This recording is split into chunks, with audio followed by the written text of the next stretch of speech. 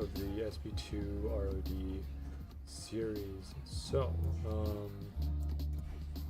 it's been hasn't been that long since our last episode. I was about to say it's been a while, but yeah, we're still on floor 9. We're still trying to get a Requiem. So, you know, maybe we'll get it this stream, maybe we won't. It just kind of depends on whether or not, you know, the game is generous to us. But we'll have to see. Now, I do want to make an announcement before we begin here. So it's not a big announcement. It's just something that's going to happen this stream. At around, I would say, maybe like half an hour from now.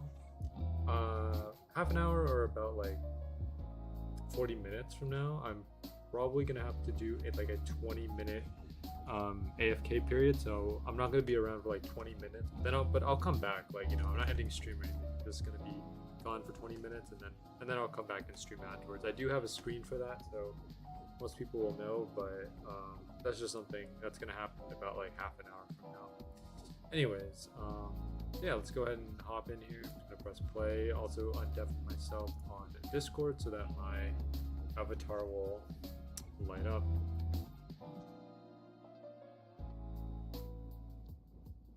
Also need to lower the music on YouTube as well. That's just super quiet. Hold on. There you go. That should do it. Okay.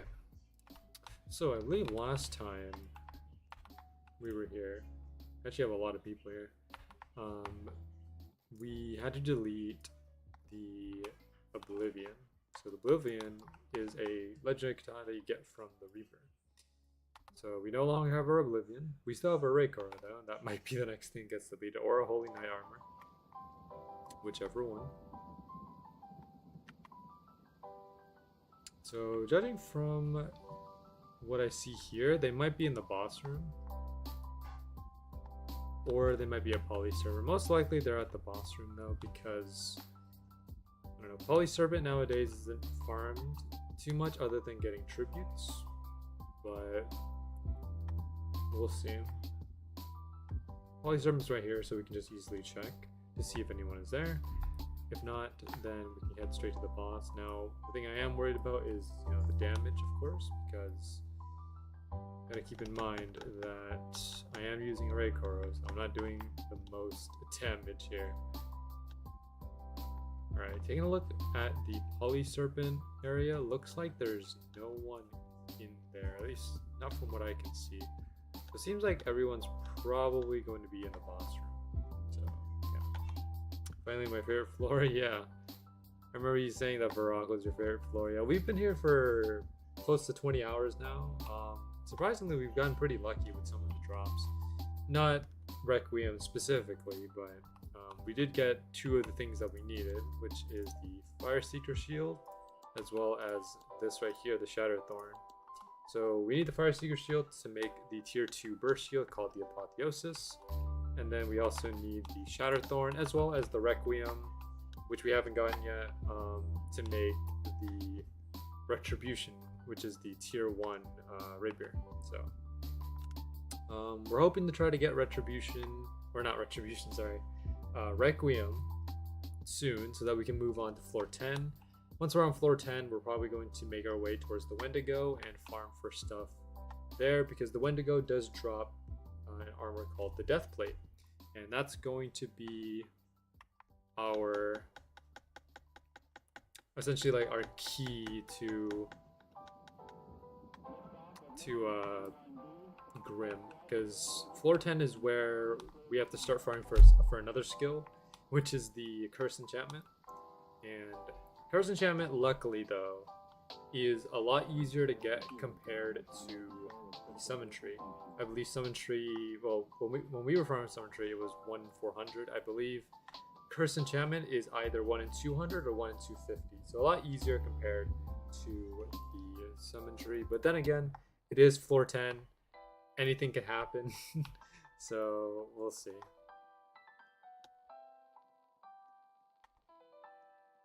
Someone else here also needs a clean Requiem too. In terms of drops from Mortis though, we did get our first drop last time, which was the Demon Shield. Demon Shield, pretty good drop, I would say. You know, like, it's not the drop that we need, but it does give us a lot more defense. So we have a total of 18. We have 1875 coming from the Demon Shield plus 3%, a 3% split on the stats. So pretty good so far in terms of defense. But yeah, we'll see if we can get Requiem this stream. Now I do have to go somewhere in about half an hour from now. I'll put up like a notice on screen, but I'll be only gone for about 20 minutes. So 20 minutes or 30 minutes, somewhere around that time. So I'm gonna try to just get back as soon as I can. I won't specify what I'm doing, just know that I'll be gone for about 20 minutes in about half an hour.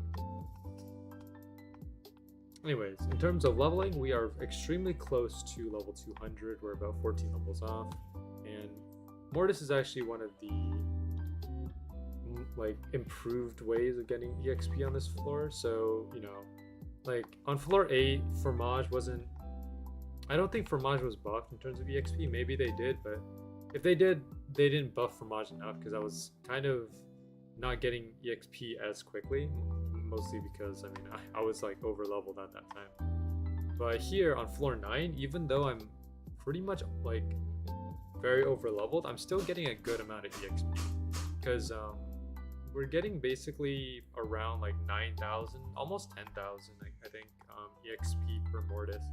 And so it takes us on average about like 10 or 11 Mortises in order to level up, which is not too bad because like it's better compared to the Fromages, since like when we were farming Fromage, it took us around, I would say like, you know, 15 to 20, even 25 Fromages just to level up once. Here we only need 10 Mortises, so much easier compared to floor 8. I don't want to really think about floor 8 right now because thinking about floor 8 kind of just brings me back to that summon tree, and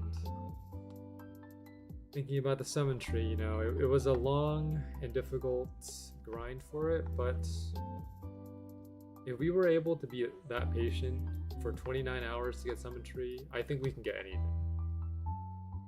Maybe even like a tribute. Tributes will most definitely take longer to get, but that's okay because I'm willing to stay committed.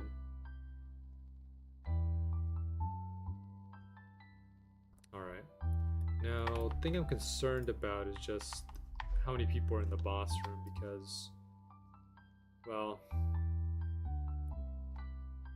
if there's too many players here, because we do have a pretty decent sized server, even though like this is not a full server by any means, but this amount of players is already up like a pretty good amount. For me though, like all I need for floor 9 is just like me and someone else who's strong, right? Just the two of us, we can easily take on Mortis. I can also take on Mortis myself solo, but it takes a lot more time because I have to do this technique where I basically go around the pillar, and I'll kind of show what I'm talking about in a second here. Oh, unless there's no one here. Oh, never mind. Okay, hold on. Let me just... This... Okay, I may be able to get credit. I don't know. We'll try our best here. Okay, I got it. I definitely got it. Yeah, because like... your damage is being minimized, so it helps out a lot. Just get the credit. There we go. Easy. So what I'm talking about in terms of soloing is using like these pillars or even that pillar over there. What I do is I take Mortis, and because Mortis has a slower walk speed than I do, at least that's what I think, he can't like keep up with me. So what I do is I take him around the pillar, and so usually he's like about one side away. So if I'm here, he's like right here. If I walk here, he's gonna be like right here. So I do that in order to not take damage, and then whenever I need to fight him, I just fight him head on, and then I just take him around again whenever I need to heal or just like regain some of my stamina to use block again. That's like the way that I do it if I want to solo. I haven't exactly got it to work yet though, because I haven't done it successfully is what I'm trying to say. So it'll take a bit of practice, but it's the one method that I think will work for me, because right now I think it's very difficult for me to solo mortis otherwise using any other technique. So, you know, because I can't fight him head on. I've kind of done it, like, you guys have seen me do it if you watch my previous streams where I tried to fight mortis head on using just like this gear, and it doesn't actually work out. You know, even if I put down symmetry and everything, it's still a bit of a struggle. So I have to use the pillar technique in order to,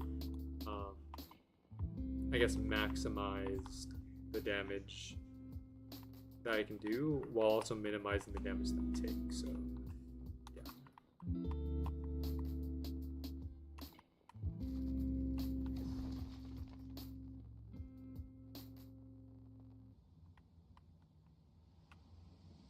Okay, I like this guy's approach right here.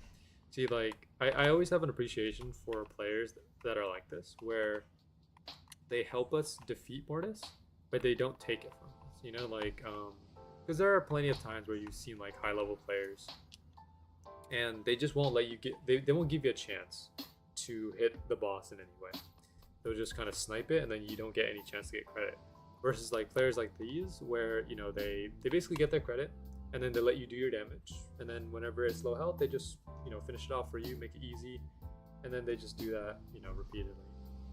Where, like, it works in my favor, it works in their favor, just, you know, everyone gets credit, everyone's happy. So I do have a good appreciation for those players. Like, I have like a pretty high level of respect, because I have been in servers where, like, you know, in terms of streams, like, you guys have probably seen in previous streams where I've been in servers where these high level players just kind of snipe the boss, don't give us any chances, but, you know, we just have to deal with it in our own way. I'm getting better at Terry? I'm not. Well, I mean, it just takes practice, Josh. I think, you know,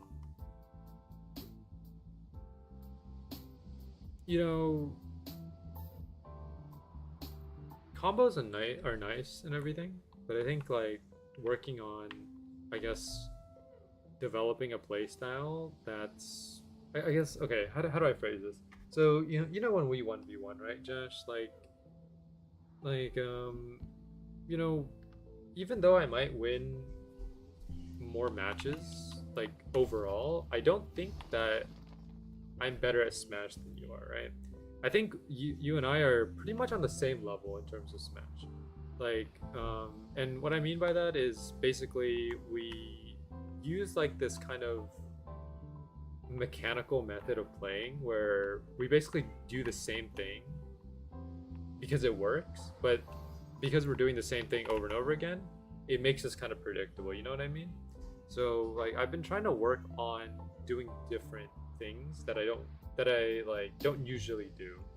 So I think, yeah, like, you know, the combos that you're doing with Terry, you know, like your overall playstyle of Terry is good, but I think something you should also work on is trying to mix up your playstyle a little bit, or try to, I guess, like, adapt a new type of like style in there. I don't know how to exactly phrase it, but it comes a lot from like the best way to develop new play styles is to like play against a lot of people, because not everyone has the same play style, right? Everyone has their own unique way of fighting, right? Everyone has their own unique combos, their own unique like you know, like quirks, right? For example, you and I, we like to do like this roll contest. I like, that's how like I phrase it, where, you know, like if I roll back, right, but then afterwards you react by rolling back as well, and then I roll back, and then you roll back, so it's just this consistent roll back contest until someone gets a hit. That's like one of our quirks when we play, and I've noticed it a lot as well. But, you know, not everyone has that quirk. You know, some people like to do a lot of ledge grabs. Some people like to do attacks from ledge where they drop below the ledge, and then they they attack while jumping like above the ledge, so that you can't like necessarily like camp the ledge. And there's other players too that like to just use like gimmicky plays, right? Like for example, Kirby using his neutral B to, you know, pull the enemy in and then just go off stage and then footstool them. I remember that's one of your Kirby quirks, Josh. There's other ones like with Jigglypuff, or like, you know, they just kind of play campy. So I think playing against a lot of opponents is the best way to like develop new, like incorporate new tactics, I guess, is the right way to phrase it. Have you seen the new leaks? The new leaks. Are you talking about the like the floor 13 stuff, or are you talking about like Crystal Collection? I think as I have taken a look at the floor 13 like images that were posted in the contributor server. They look pretty good. Like the whole theme and everything. Like I don't know what the floor is exactly about, but from the pictures it seems like it's kind of like this ominous theme, right? Like, and when I look at the first picture with the chains, it kind of reminds me of like a mansion or something. And then when I take a look at like the second picture, this kind of like tiled floor, that reminds me something of like some kind of laboratory. I don't know how to exactly phrase it. Like it looks like some kind of abandoned laboratory. I that's the best way I could probably describe it. It's technically not 13. I can't really explain. Okay. Yeah, I get it. Like, you know, you don't want to keep your secrets. It's all good. Overall, like I think the design is pretty good. Like I like the very ominous theme of it because like the only other ominous map that I can think of is like Transylvania. But I don't know. But I'm excited to see like what the overall theme of it is. Like, you know, what kind of enemies there's gonna be, what kind of weapons there's gonna be, like all of that stuff. I'm pretty excited. I will say though, the whole theme of it, no one is ready for it. Really? Okay.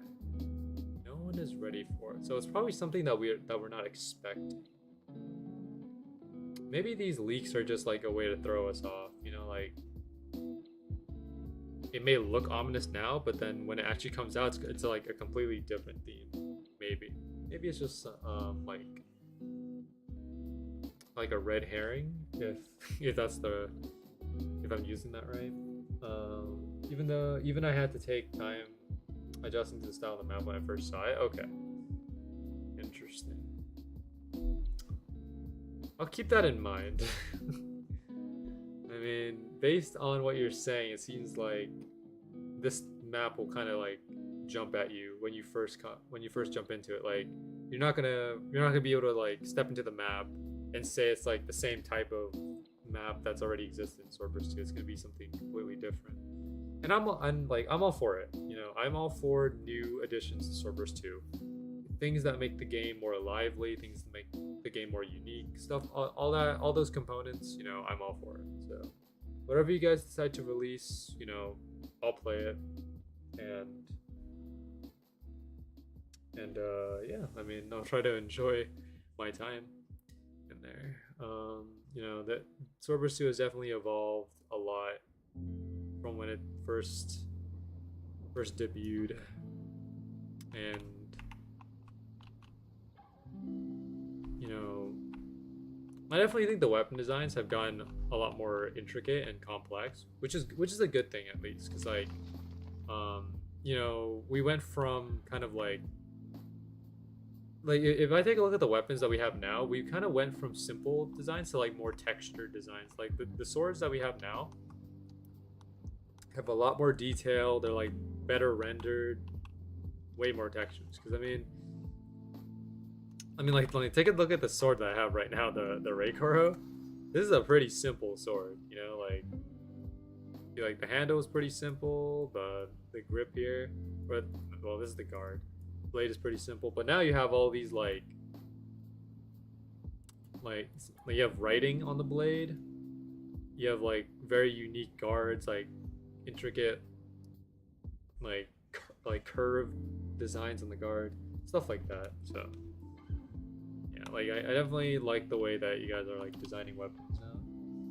Gives me heavy fever dream vibes, if that makes sense. Kind of, yeah. I get what you mean. Yeah.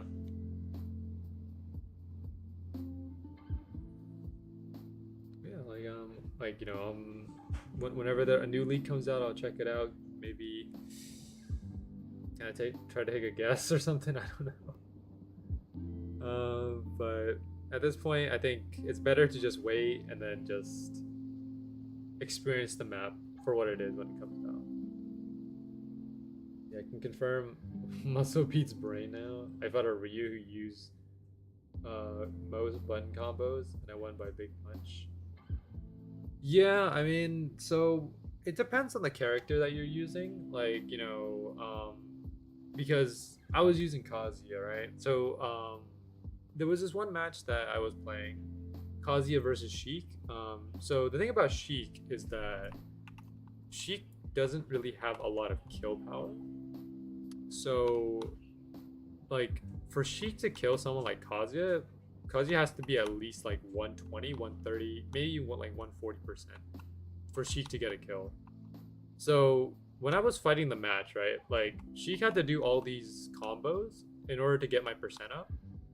But all I had to do was like get one combo and she'd already be at 70% versus like this Sheik that has to do like 3-4 different combos in order to get me to 70%. So it's just like, it's just a whole difference in like power. Now, granted that, you know, Kazuya is slow in some sense, at least the way that I play him, because like the way you're supposed to play Kazuya is like, you know, you hit one combo, do big damage, and then your next combo will likely kill. Because I don't know, that's just kind of how like Smash characters are. Ganondorf, you know, Ganondorf is really slow, but he has really big power. For example, like, you know, you could be at like 30%, Ganon throws you off the stage, you come back with like an air dodge, he hits you with a forward smash, you're pretty much dead at like close to 30% sometimes. So Ganon has a lot of power, but of course he's slow, his recovery isn't the greatest. But you know, he's got power to balance him out. But then you got other things like, let me think here. Yeah, like Sheik, right? Low power but very fast. Sheik is very combo heavy. Joker is kind of an interesting case because Joker has both power and speed. Like when Arsene comes out, you pretty much get like that kill power. And then when you don't have Arsene, you have that speed, right? So Joker is like kind of a unique case where like you're just strong, you know. I don't know how else to describe Joker. Joker just has both going for him.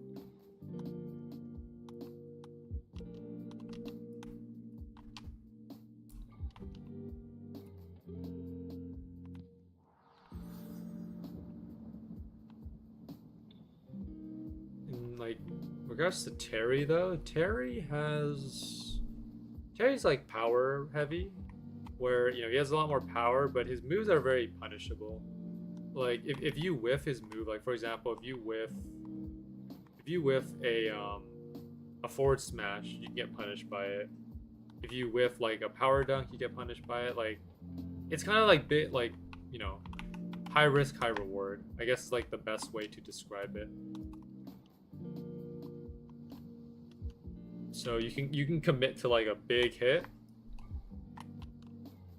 and you can do a lot of damage with Terry. But if you commit to a big hit and then whiff, that's not great either. So, I mean, at this point, like, yeah, the only way that you can really like, let's see, jab power, jab Buster Wolf isn't true. It's true if you're fast enough to do it. It is a true combo at certain percents. I think like some of Terry's like combos are true, or this goes for any character in Smash, but like combos don't become true until like a certain percent for some. it was at 90%. I think like, because I mean the higher percent, the more knockback. So like, I don't know. You're gonna have to experiment with it. But I know like jab jab buster whoop is probably true. It just depends on the percent, I guess. Like, yes, you know, Terry does lock you in. Like, you know, he does have like that pull where like, okay, the best way to describe it is like the down tilt, right? If you keep down tilting, it'll keep pulling the opponent in for a hit. Or if you jab, it'll pull the opponent in. At some point, you know, that pull becomes, I mean, I don't know. I don't play Terry enough, but I'm assuming that like the pull eventually doesn't work out as good when it's at like higher percents.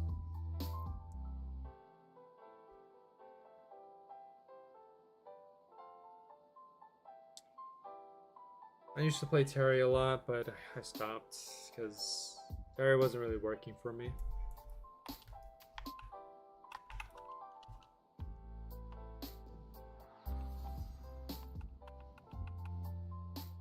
You know, like, I like to think that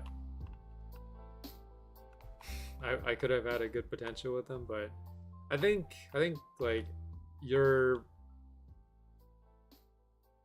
Terry, Josh, has more potential to make something work. Because for me, like,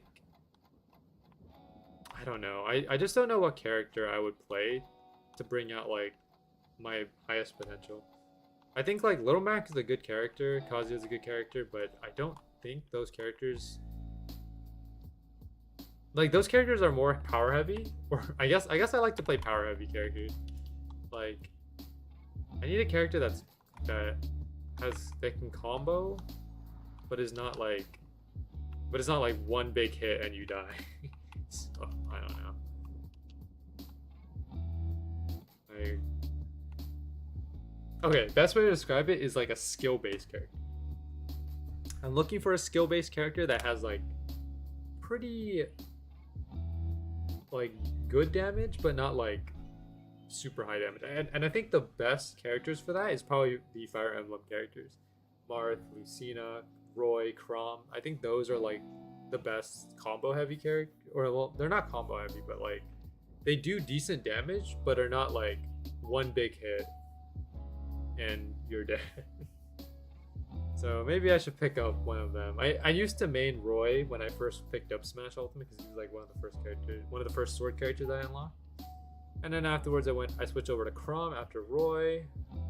And then after Chrom, I think I went to Cloud. And then after Cloud, like Cloud became my main sword character. Because, well, I mean, I don't know, I just didn't feel like there was any better sword character for me. So. How's the farming going? It's going okay. I think like, well, we have a pretty generous like, you know those players that like do damage but they let you get credit. We have a pretty generous guy. Yeah. Well, I was about to say, well, just as I say that, he does too much damage, but he's been letting us like, yeah, he's been letting us get our credit in. So far, no drops, but yeah.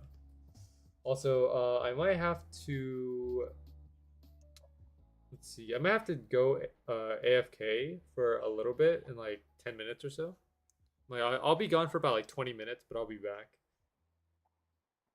So okay. Yeah, so I don't know when. I think it'll be like around 10 minutes from now, and then I'll be gone. But I don't know if I'm gonna hop on because I've been kind of bored of Swordburst, honestly. Yeah, I get that feel. You know, I've been doing World Zero lately. It's actually a lot of fun. Oh, nice. I'd say the updates they did are pretty good on it so far. Oh, okay. And 150 is the max in it right now with the 4 prestiges. Oh, okay. Only thing that looks kind of not fun to get is the Mage of Dark, which you have to do. You have to do 500 Infinity Tower floors with the Mage of Light, but they kind of buff the Mage of Light in a way, so it's not as bad as it used to be. Okay. They made the Demon class pretty OP again too. They buff it? Yeah, like they changed how it works. You remember how it used to have like a mode switch? It doesn't have that anymore. Mm. The mode switch turned into just a damage buff, so it just does a lot more damage now, while still healing itself. I see. And like instead of like, you remember how it used to switch between multi-target or one target? Now like it will do multi-target if there's a bunch, but if there's one, it'll do a single target mode. So it's like it still has that, but it's like passive. You know what I mean? I see. Okay. And the Demon class has a pretty OP version of itself, like a better version of itself called the Necromancer. Hmm. You gotta do 150 Nightmare Dungeons for that one. I see. What's better, Swordburst or Type Soul? I have not played Type Soul, so I can't compare.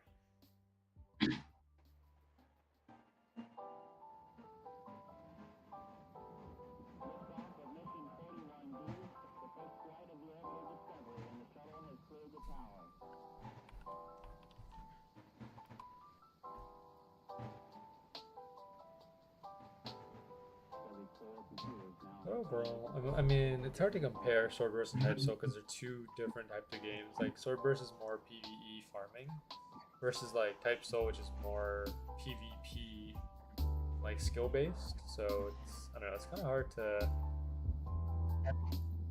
to put them together. The only thing I've been doing in Swordburst 2 lately is just AFKing. That's most of the items I need are the tributes really now. Yeah. And like, I don't know, I can't find anyone that's selling the wars I need either because the game is dying. So it's like. Well, actually, we have an expert right here who can answer that question. T-Man, T-Man has played both Swordburst and Type Soul, so I don't know. Maybe you can answer your question, Zombie. Let's see what go on to the Nightmare Dungeons with Demon.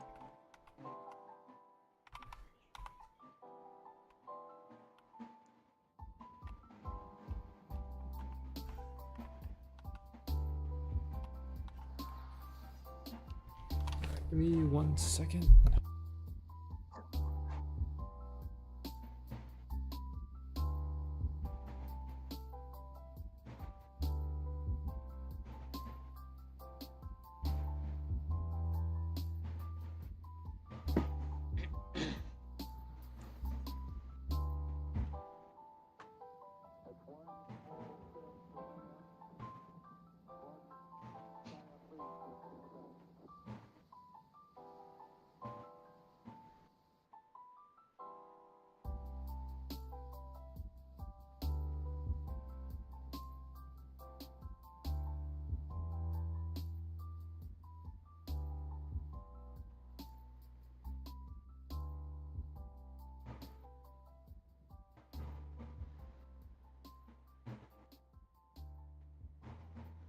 Okay.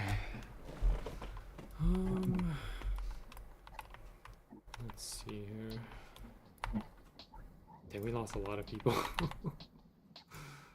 There's just like no one here. We had a pretty like decently sized server last time.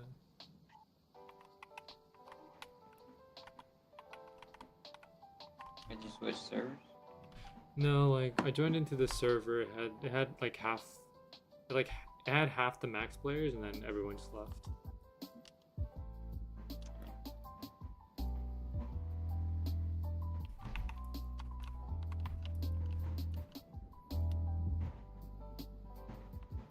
You still able to get the credit?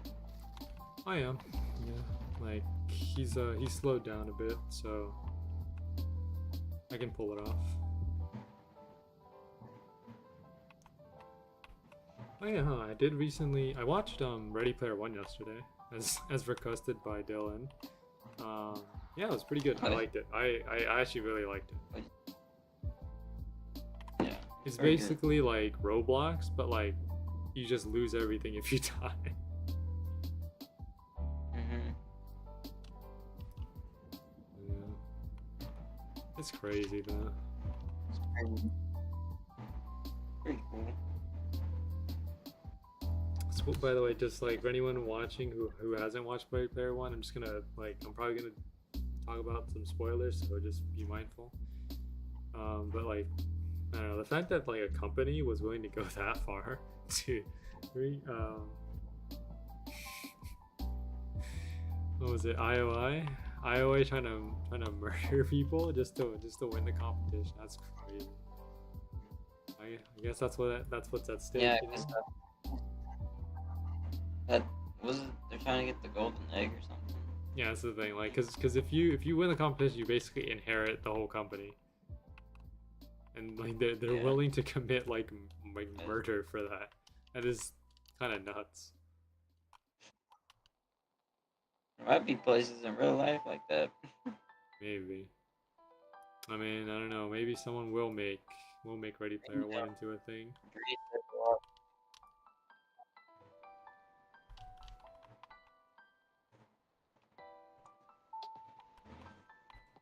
I'm showing these guys around for everything.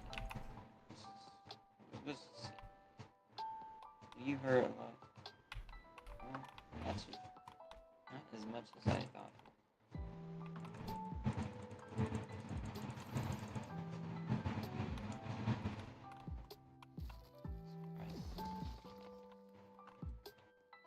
Would you end up watching Ready Player? Yeah, I actually just talked about it right now, Dylan. Yeah, I did end up watching it. I watched it yesterday. Really good. I'd give it, if I had to give it a rating, I'd say 8, 9 out of 10. I enjoyed it. Like what I like. I just sat there for 2 hours watching it. Um, the fact that and I can see like how Roblox implemented Ready Player One into Roblox essentially, and it makes sense now why they chose to do it the way they did. So yeah, I enjoyed it. Yeah. Yeah. Um, Pretty insane though. What was your favorite part of it?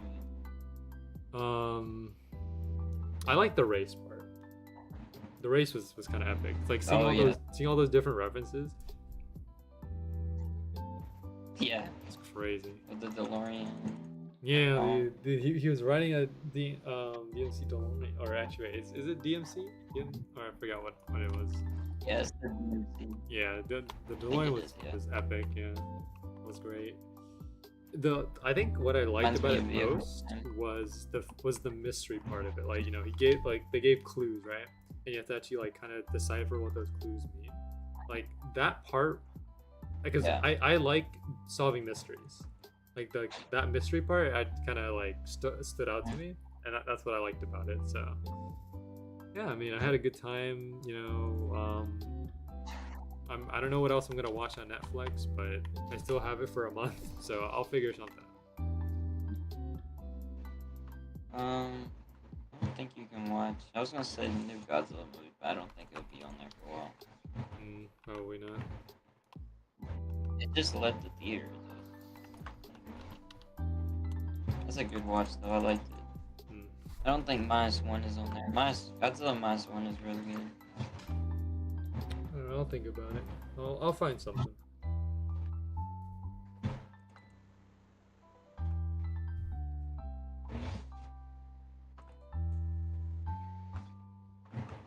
All right, I'll be right back.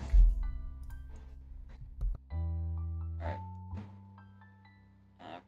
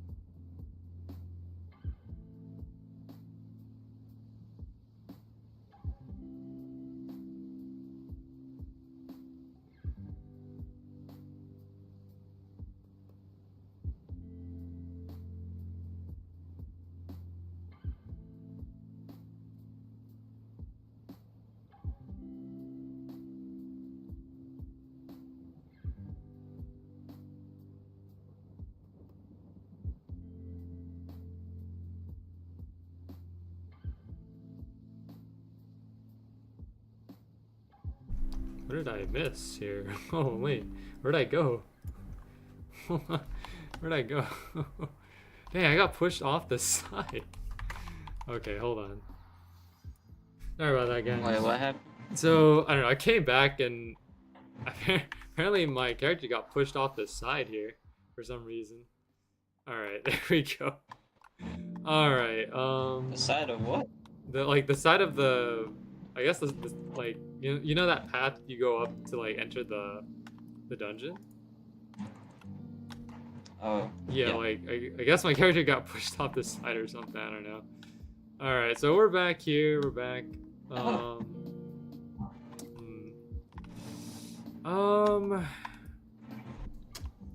Was that 20 minutes? How long was I going for? Oh my gosh. You did so much damage. Let me check.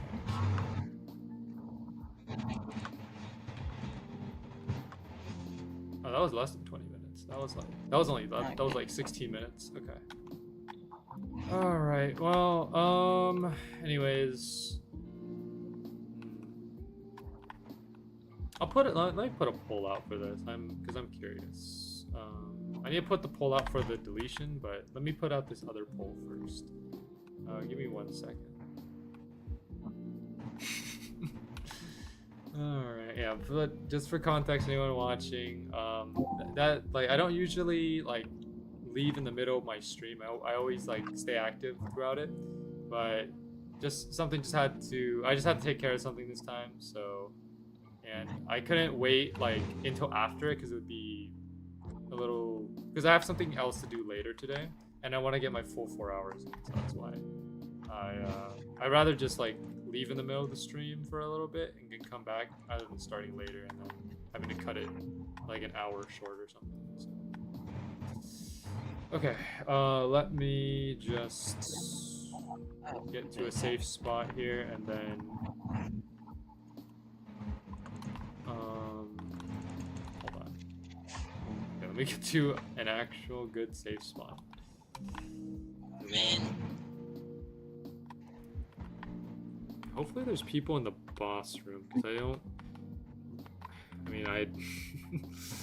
I don't remember, at least, like, these new names, these are new names, so the person that was farming with before is no longer here, so I don't know if these guys are in the boss room or not. So. Alright. Let me get my flow back in here. I don't know, leaving in the middle of the stream like that kind of messed me up. Cause I usually stream and then like it does, and I have like this kind of flow, but then like I don't know, it kind of messed up my flow, so I can't concentrate now. I mean, give me like, I don't know, 3 minutes, or 3, 5, 10 minutes to kind of get my flow back here. All right, hold on. I need to get. Dude, there is no place in this dungeon that is safe. I'm always being tracked. Alright, so, there we go. Okay, let me put out a poll here, just for people to vote on.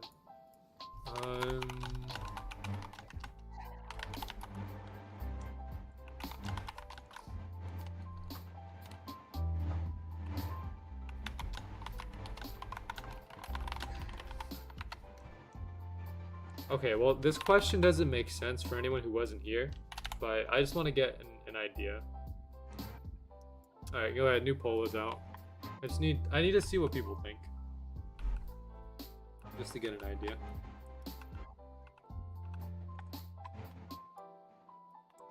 I'll leave that poll up for about like 5 minutes, and then we'll go from there.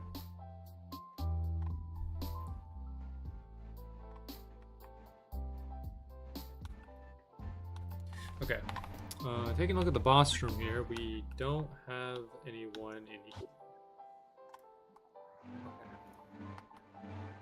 I could wait to see if they come to the boss room, but if not, I should probably just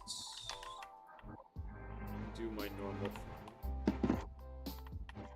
I should just do the pillar trick.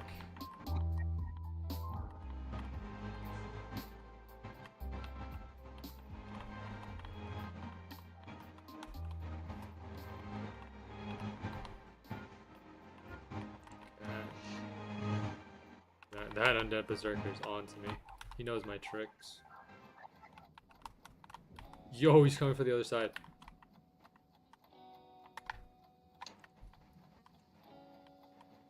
No, they're coming from both sides. Come on.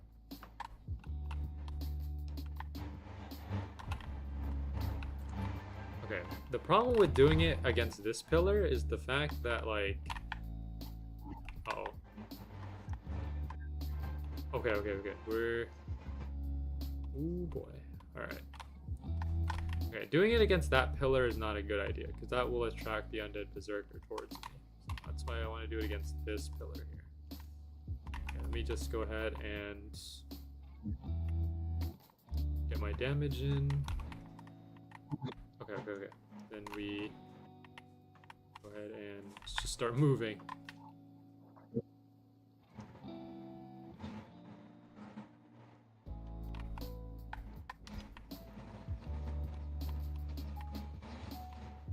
Okay. All right. That's one bar. We got one bar off of it.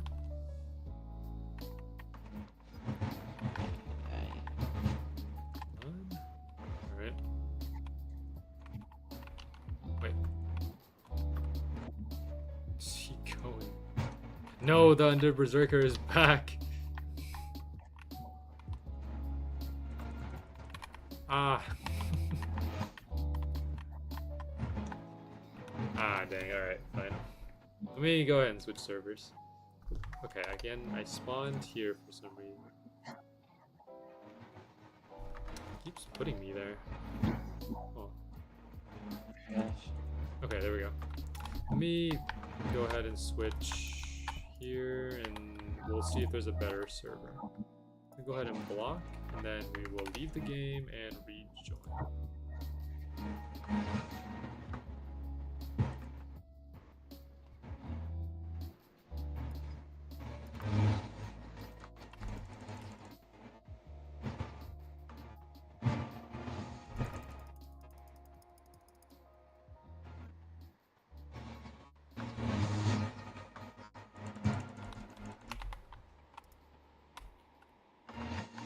This looks like the server I was in before. Like not the one that I was just in, but the one that I was in when I first started the stream. So this might be. Well, actually, well, I mean, there's 3 of us. One is at the spawn, and one is right there.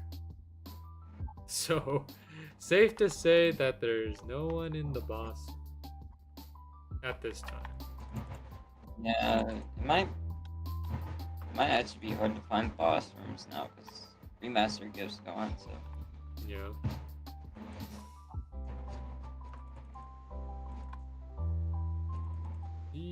Okay, where is this player going? Are they going to the boss room, or are they going to Holy Serpent? I'm gonna follow them around.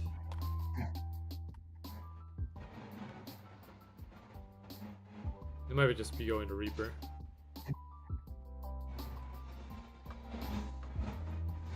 Yeah, okay, they're just going to Reaper. Okay. I will probably block someone else, and then let's go ahead and switch servers again. If there is no one in the next server, that means we've if there's no one in the next server, that means that we've cleared through all of the floor 9 servers. Right now, Swordburst 2 only has around like 100 players, 150 players, so it's a bit tough right now. Ouch. Awakened Judgment. Okay. I know this. Oh my god. I know that's why I stopped playing, kind of, or just taking a break at least, cause like I can't even do any trades in it. Cause like literally nobody has any OML right now, like the trade at all. Like they just have garbage stuff I don't need really. Cause all the players that had the OML stopped playing the game, so like. Yeah. Oh my. Alright. Nope, thanks for doing the poll, guys. Okay, so since you guys said no. Mine is this one shot, man. don't understand. I have level 130 gear, doing a 130 dungeon, and the mini boss's normal attack is one-shotting me. What the heck? This is ridiculous. This is worse than the scaling of Swordburst. The world before, I can take like 5 hits from the strongest boss, but the first mini boss here one-shots me. Like, what? Alright, so Is it you're soloing? Yes, because nobody joined. Like, I do find a party, but nobody joins. So I'm trying to solo it. My gosh. Oh, Like, no. it's ridiculous. Alright. Oh yeah, wait. Before I continue, let me see. What item should I delete? I have one extra part. Assuming I don't get Somebody join it. Requiem. Okay. Gotta put this poll up again. Ray Koro, Holy Knight Armor. And we also need one of the equipped accessories. And then one of the items in the Nobody joins. Like, I thought people would join the nightmare stuff, but nobody joins it either. There we go. Alright, new poll is out. You guys can go vote on that. This is the poll that I do every stream. So that, you know, whatever. Like, this poll will take effect at the end of the stream. Assuming that I don't get Requiem, which I don't know if we will, because, I mean, I didn't check polls. People on that server? There's like one. There's one player. I'll check to see if he. I don't know where he is though. So. Is anyone on? I feel like I think this guy's AFK or something, cause like. But if he's AFK in the boss room, that's good for me, cause that way I could just drag the boss back to him, and then that's a W. It depends where he's AFK though. Yeah. He's AFK like in the front. I could push him towards the boss spawn, and then that would probably solve all our issues. Yeah. Okay.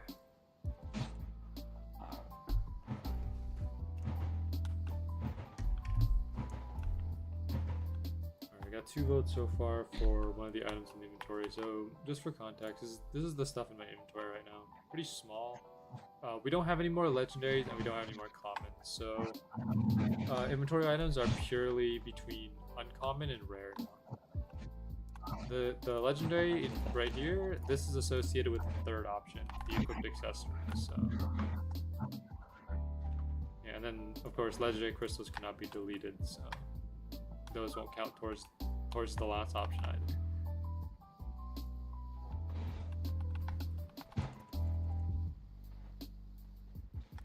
A lot of Ash Rune shields. We do need Ash Rune shields to make the Apotheosis, I believe, so we can't get rid of all my Ash Rune shields.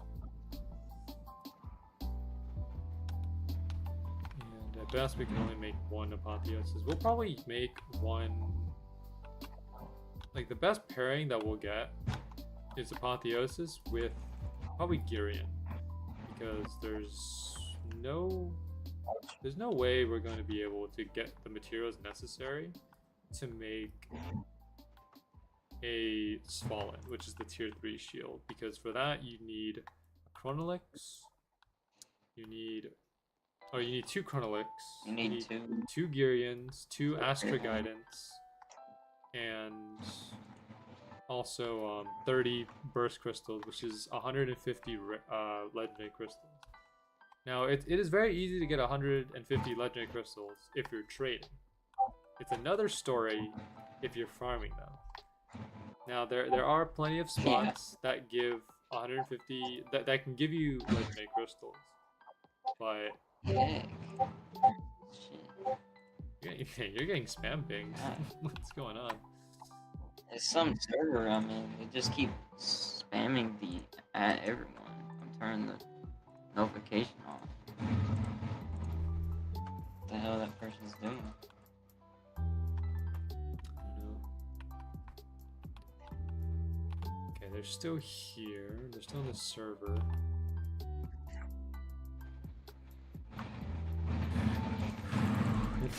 If they're not at the boss room, this is going to be probably it's gonna be really bad.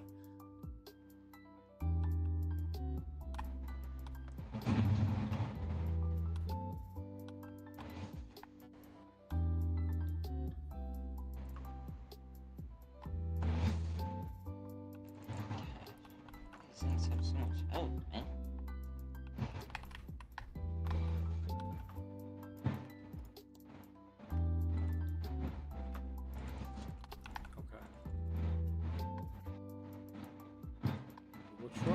We'll try doing the pillar trick again. If he's not there, we'll just try a pillar trick one more time and find the best solution.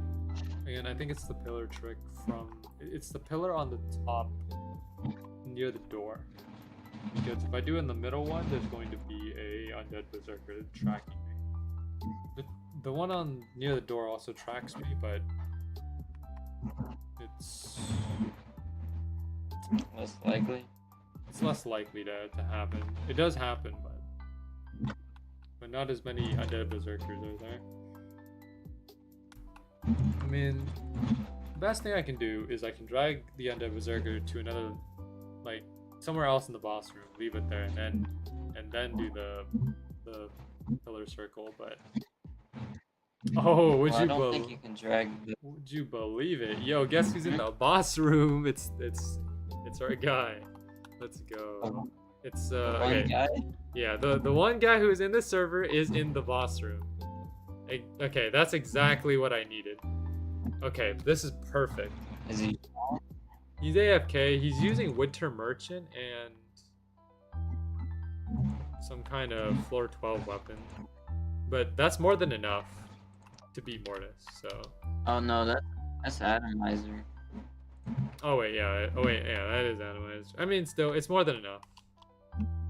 That's good enough. Yeah, that's perfect. Alright. Now, no idea how long he's gonna stay here for, but I hope we can make this work. He might be, I mean, well, I'm gonna test to see if he can be moved, because the fact that he's still in this one spot is very puzzling. Yeah. Something about that doesn't seem right. Probably has the exploit. Guess we'll see in a minute. Or he's just like semi-AFK. You can try. If you like roll into him and he doesn't move, that means he has the exploit. Okay. Let me just go ahead and do this. Get my credit in. Okay, let's check this. He can be moved.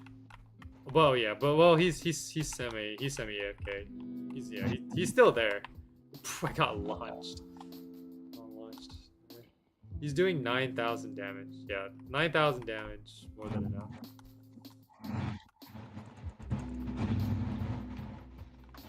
Alright. This is good.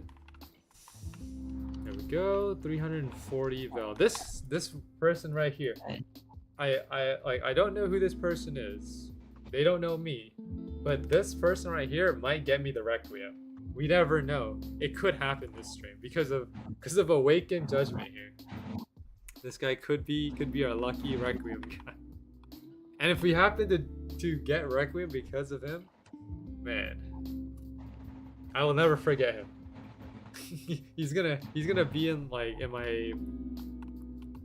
Okay, he's not gonna be in the Hall of Judgments, but he's gonna be in my memories of this journey.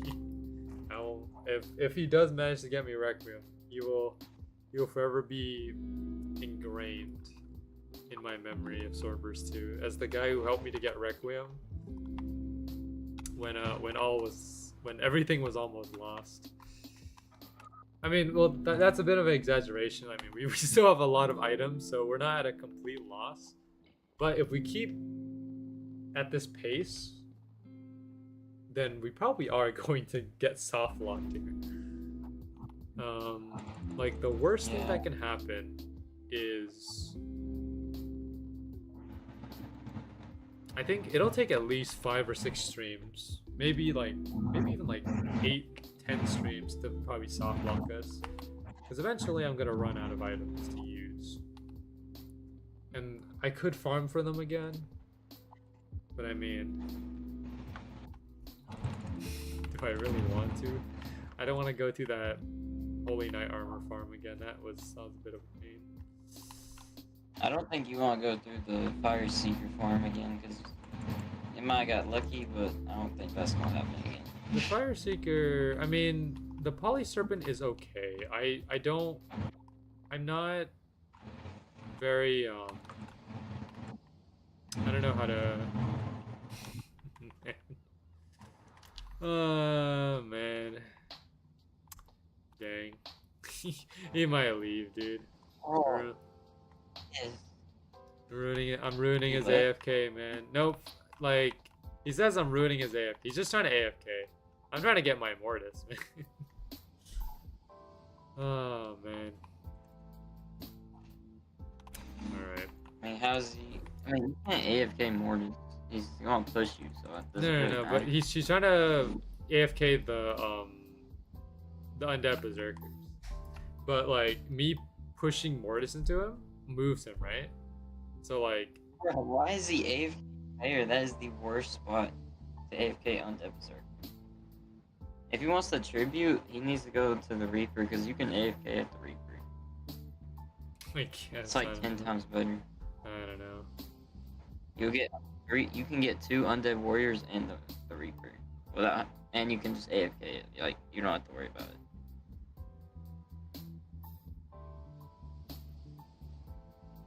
I mean, I don't know. I think can he do it with an atomizer? Is that possible? Like, or do you need something stronger?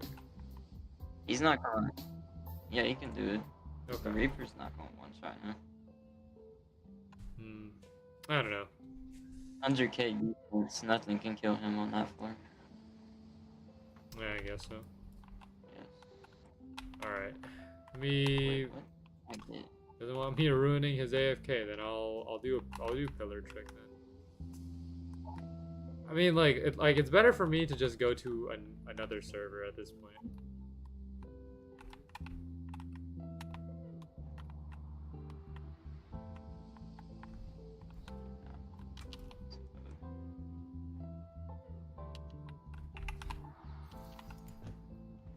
Never mind. I take back everything I said about this player.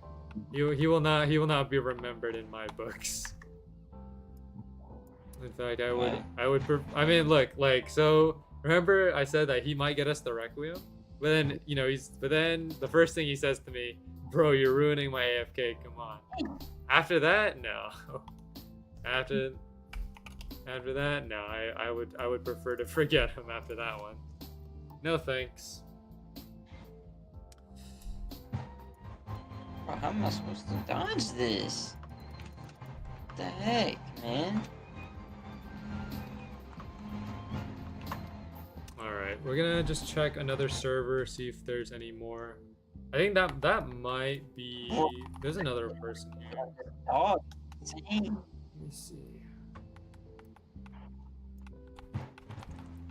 Let me see. I mean, let me check to see if...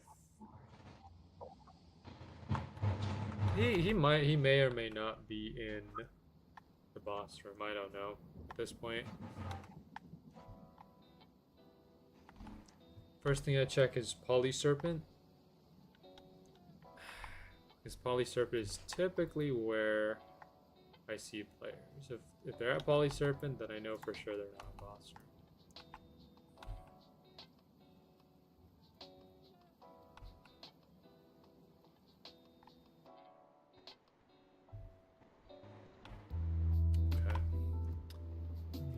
Here.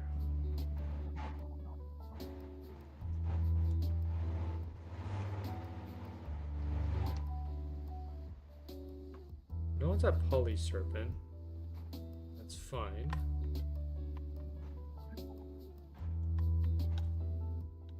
don't think, I don't know, no one really farms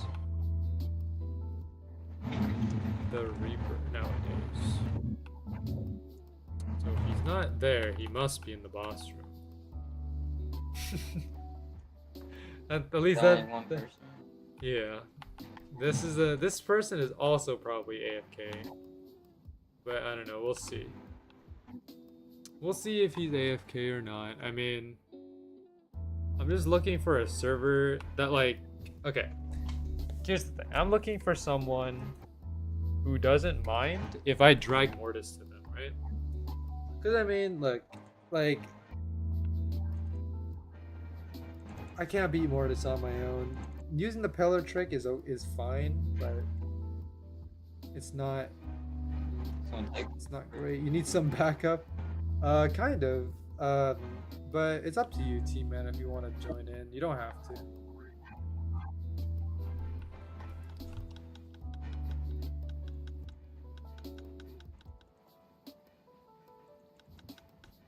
I know, like, I know Swordburst 2 isn't to your liking. So, but yeah, it's up to you. I'll take a break from Roblox 2 hurts my brain. Well, you know, it's good to know that you're working hard.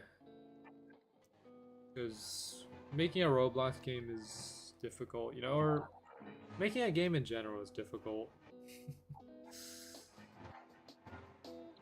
But I think the one thing that keeps you going is just that form of commitment, you know? I might need your opinion on a build in making. Okay. Send me a screenshot and then I'll give you my opinion. I don't have, my opinions are not that valuable. So, like, I don't know. Having my input is probably not that great, but I'll give my input. Because the reason is because I don't know anything about what good game design looks like. So I can't really say whether or not it's good. It's just, I don't know. Josh said it was mid. It's just a building. Okay. I need suggestions on how I can make it look better. Okay, I'll take a look.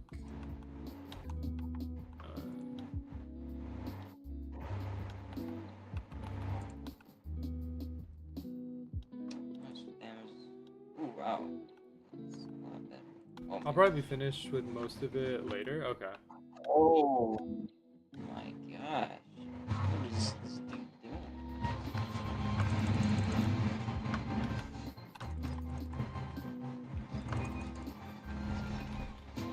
Oh, ow. What's your username? Right here. Whoa, woven by false fates. That is my username. A very strange username, but very fitting for this challenge.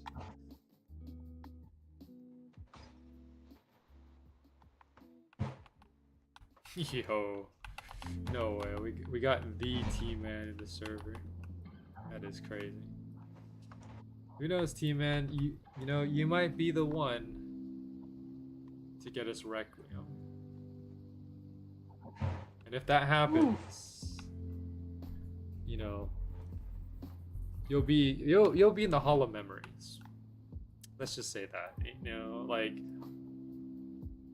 I think at the end of this journey, I'll put everyone's name, or at least okay, maybe that might be a bit hard, but I'll try and go through and put everyone's name who helped me on this journey at the very end of the credits. just to, like, you know, 'cause I can't do this. I couldn't have done this journey solo. So putting everyone's name there is like a way to honor those who have helped me.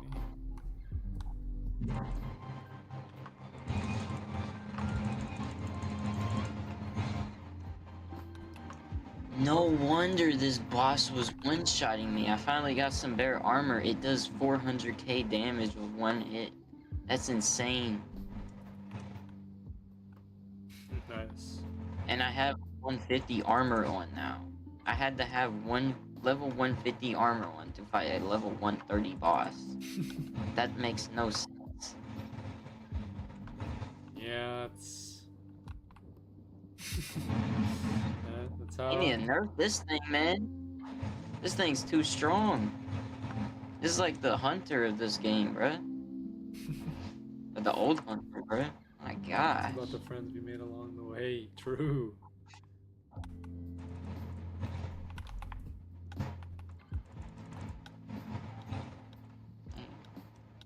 Alrighty. Would you believe it? It's another person who's AFK in the very same exact spot, by the way. Yeah, they're probably Like, doing the same okay, thing. 2 servers in a row where like people are in the exact same spot. That's nuts. That's a blitz, though. Yeah. Yeah, that's better than that.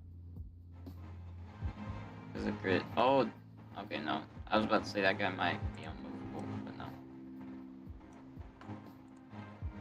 Whatever. I don't know why people are picking that spot, though. That, like, if you want to farm for the tributes on 4-9, that's really bad spot. Oh, you know, they don't Like, know really that. bad. You literally gain 1 berserker kill probably every, like, 2 minutes. I don't know. Like, why not just AFK in the dungeon? That would be so much better, because you can just AFK in the corner of one of the walls in the dungeon, and you get like 3 mobs all the time. Like, there's this one floor 10 spot. Inspiration. Maybe. Floor 10 has a good spot where I AFK. I just AFK, Yo, his detection just is like- crazy. Wait, hold on. How does he not like? How does he not get moved by Mortis? That's the thing.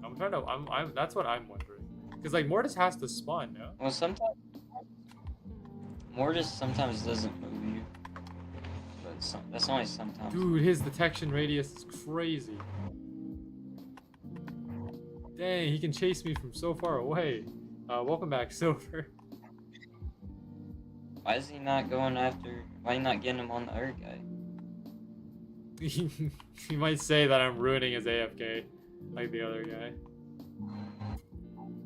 Well, I mean, you just gotta do it. Just do No. it till they leave. I mean, that's Hold what on, wait. Oh, he's going after him. He's going after him.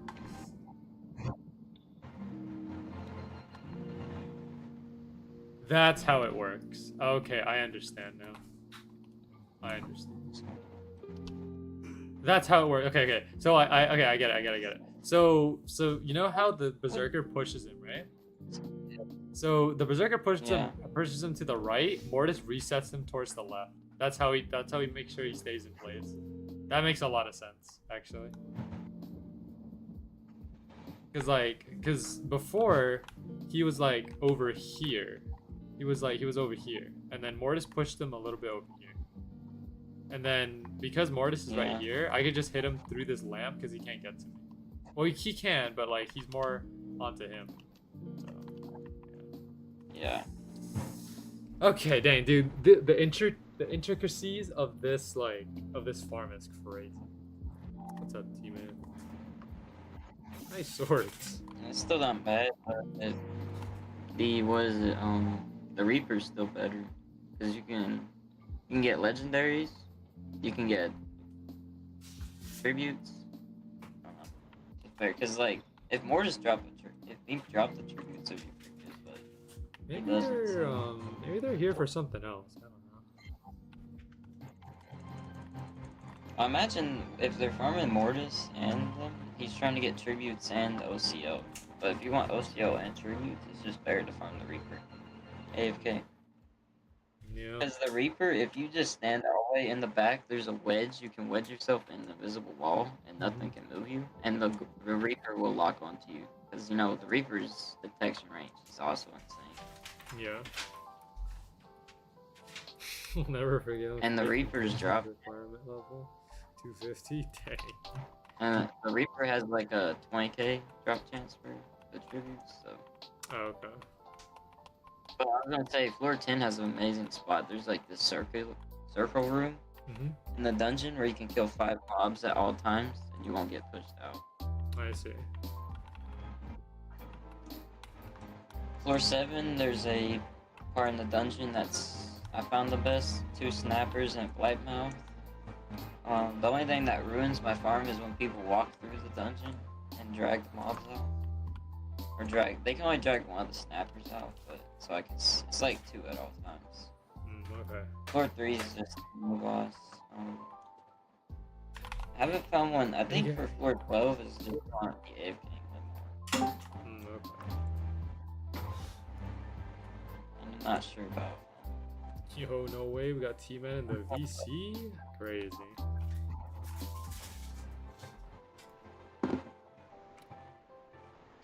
Maybe I can finally do this one dungeon. It's the guy. I don't remember the last time you were in VC, T-Man. It's probably been like a couple months, actually. See if anyone wants to do it with me. But wait. I don't need to do that one. Whoa, no way. It's Requiem? Unused Requiem for luck? Okay. You say so. How many kills are we up to? We are up to 360 kills. Oh yeah, I had a prediction for 350. 350, that was my prediction. I think, I forgot what Turdy's prediction was. His was probably like 369 or something? I don't remember. And then, Nick was like 457, which we're not gonna get to for a while. It'll probably take maybe, like, I mean, we could get to 400 this stream. Not 450. Arcane Towers about.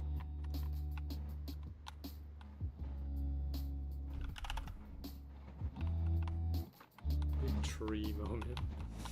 Big old tree. I don't think we're doing a lot of damage. Huh? Oh, we're dealing. Oh, I forget how strong T-Man is in that game. Yeah. I mean, yeah, T-Man made it pretty far. Into What level is it?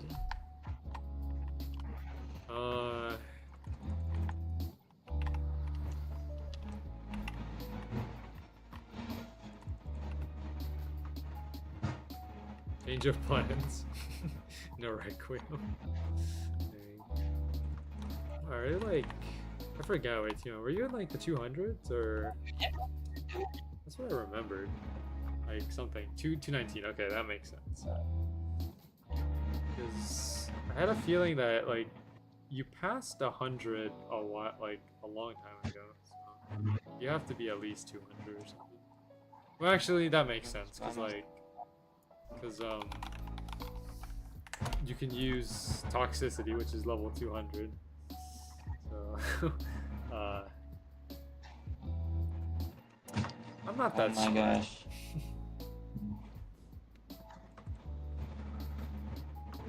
Last time I played a lot was the floor 11 dungeon. Yeah, I remember that actually. And you would have an interesting time on floor 12. Game fell off since then. The game has fallen off like for a long time. I think I want to say that it fell off when floor 10 Floor like 12 is just the battle. Yeah. Like I think when Like, Swordburst I'm gonna come back. Go I ahead. was gonna say, I'm gonna come back when floor 15 comes out, because I know people will come back for that. Yeah. Well, I think nobody's playing right now just because there's nothing to do. I think the game fell off during floor 10, like the floor 10 drought where floor 10 came out, but then like there was nothing else. And also the floor 11 drought too. There was a point where floor 11 had no dungeon for years. That's when it kind of brought down as well. Like floor 10 and floor 11 were probably where most of the dead points came in. I even think floor 9 was a dead point because of the Killer Aura. I think a lot of people stopped playing the game because of that. Yeah, that too. That's why I say floor 8 was the last really good experience in Swordburst 2 for me. Because floor 9, I just couldn't even farm anything. I had to buy all my stuff or trade for it. Which got me into trading, but like I would have rather farm for it. Honestly.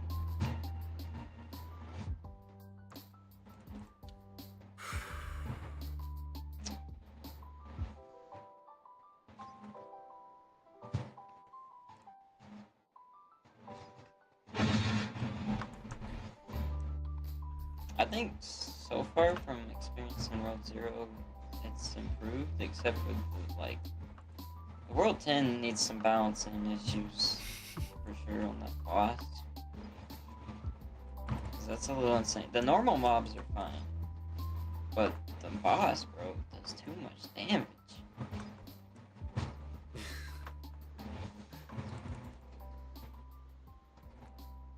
I think the 0 stuff is like kind of easier to get. I'm not sure.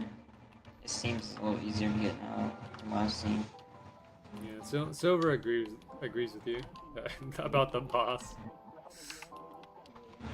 Oh, yeah. Josh, I hate Villager now. Dang, what happened, Josh? Like I know Villager is like a very, you know.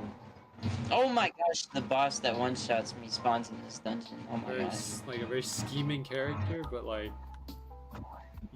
he's just trying to have some fun, man. Villager is just looking to have some. Ow! He's just looking to make some new friends. You guys gotta go.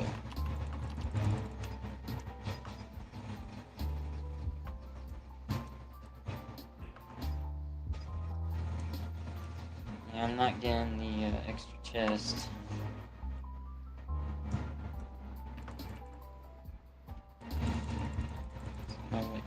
This might be controversial. Alright, let's hear it, T-Man. Let's hear this this hot take.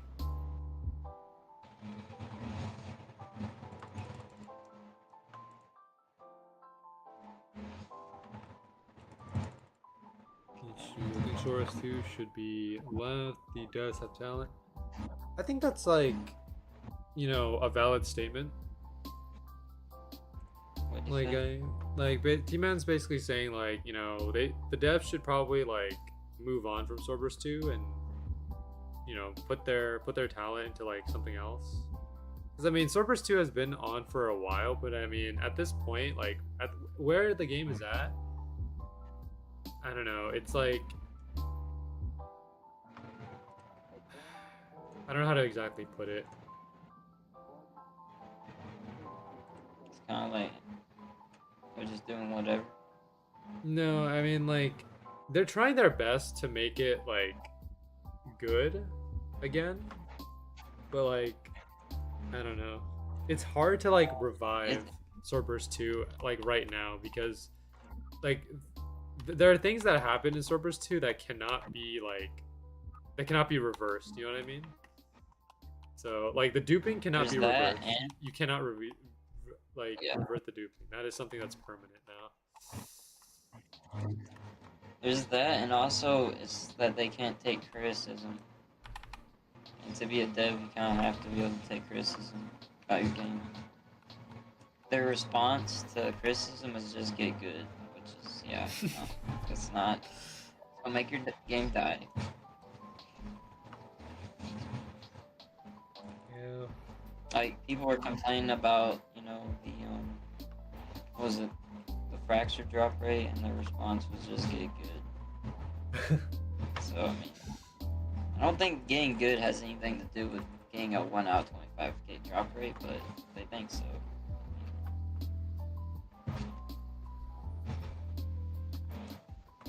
Only one that doesn't do that, like I said, is BGM, but I've heard the rest is that's what they say.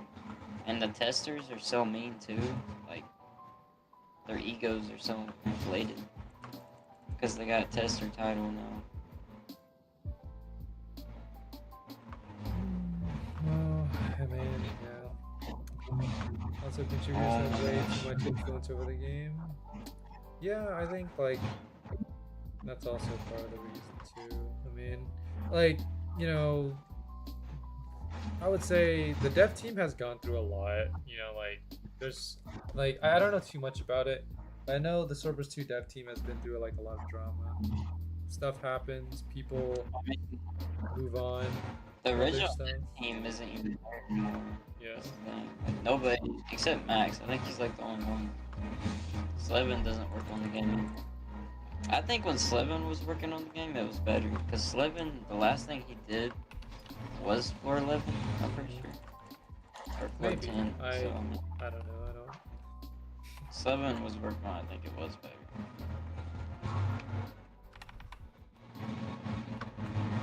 Just a chaotic mess of people wanting to shove themselves into the game. It's really sad. Yeah. It's like, you know, because you have to balance a lot of different things. Like I think like in here, it's like balancing your own contributions with other contributions, and then what the fan or what your players want, right? So like it's like trying to mash three things together and making it work is just not going to be. That is really difficult. I might end up stealing your luck. That's fine. I mean, like I'm just here for Requiem. You can have the Hell Reaver. You can have the Hell Reaver, T-Man. I'm here for Requiem. As long as you don't get Requiem. Let's see. Yeah. Is there anything else in particular you want? No, not really. Maybe a Demon Shield, because Demon Shield has more defense. But then again, but like putting a Demon Shield. If I equip the Demon Shield, right, that puts the Fire Seeker Shield at risk. As long as I have it equipped, like I feel like there's still some. How about Chaos Plate? Chaos Plate is useful. Yeah, I do need Chaos Plate.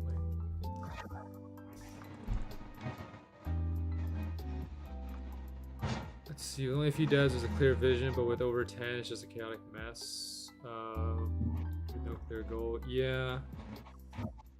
They call me the Socrates of Swordburst 2. You know, well, I mean, you might be right. I don't know what goes on, you know, in the Swordburst 2 dev space, and I don't want to be involved in dev space, but, you know, it's just, it is what it is, you know, like, whatever they decide to do to the game, you know, it depends, I guess it depends on, like, how many people are playing, because, I mean, if you see now, Swordburst 2 has, like, 100 players. 150 something, 140, and I mean there's a reason why it's like that. So I mean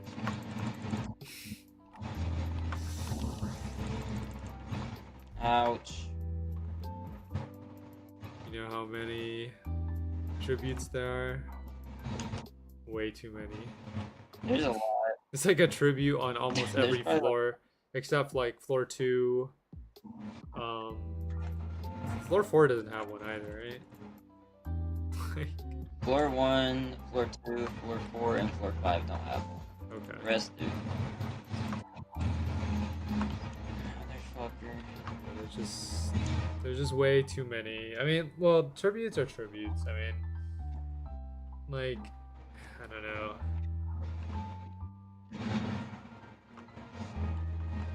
I need this guy to go away. There we go. I don't know. I have mixed feelings on tributes. Like, you know, they're cool and all, but like, Oh my god. I don't know what Why to do you say. do so much damage? They're cool, but and I like I know the tributes are there to like honor the contributors of the game, the people who worked on it and stuff. But, well, I don't know. I don't have any like I don't know. I don't have any like input on what can make the game better at this point. I don't know. Like at this point, I think you just let the game be what it I don't think is, we can. and you know, I think we'll leave it how it is and move on. I think that's just the best option now. Contributors should give for the sake of the game rather than wanting something important. not another dragon, man. So Why like, is it a dragon? like I guess what you're saying is like they should put their like their work and talent into the game. Like, I guess like okay, they should. Okay, hold on. I'm trying to phrase this correctly. You're saying that like the contributors should put their heart and soul into the game, but they shouldn't be obligated to get something out of it. I guess. Okay. I do not want to get by this guy. What are tributes? Tributes are a rarity in this game. That like so it's like a rarity that that's like for special weapons. These weapon tributes are not easy to get. Like typically their drop rates are absurdly low, and the purpose of tributes is to just like to honor the people who created Swordburst 2. Well, not created, but people who work on Swordburst 2. Because Alex doesn't have his own tribute. He should, honestly. I mean, he's the original. Slevin should too. I don't know. I don't think he cares, honestly. But if they want to honor them, they should honor the people that originally created the game. And let them work on the game too. Slevin was the one that allowed them to even do that. I don't think they want to come back to Swordburst 2. Swordburst 2 is long gone for them. And I mean, I think they left for a reason, you know, like, because I'm pretty sure it's because they didn't want to be on the dev team anymore because of like the conflicts that they were having.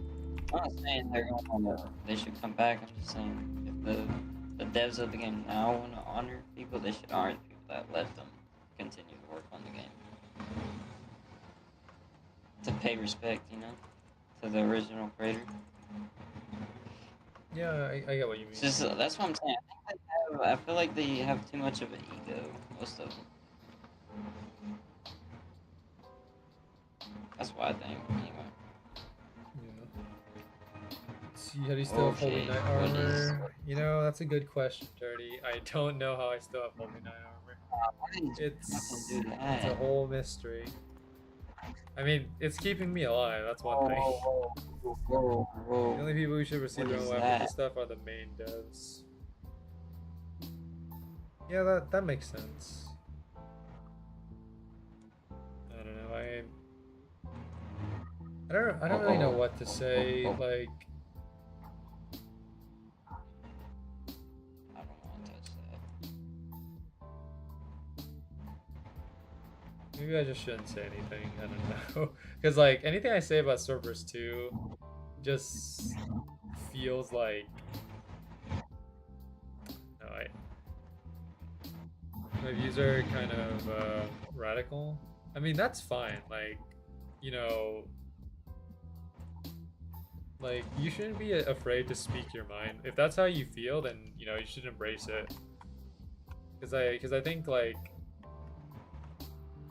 Yeah, like, you know, if you feel a certain way and you want to speak out on it, go for it, you know, because at least, you know, that like, because you shouldn't have to be, okay, how do I put this? You shouldn't have to mold yourself to like someone else's creation. I don't know, or okay. Dude, okay, my words today have been like very very incomplete. My thoughts are incomplete. Yeah, I'm out of it right now. Yeah. This stream is like insane. This is not a normal stream for me. Today was my last day of school. Yo, congratulations. Whoa. I'm done with the floor 9 dissing me. I keep falling off the rocks. Dang. My gosh, why is there so much crap on the screen?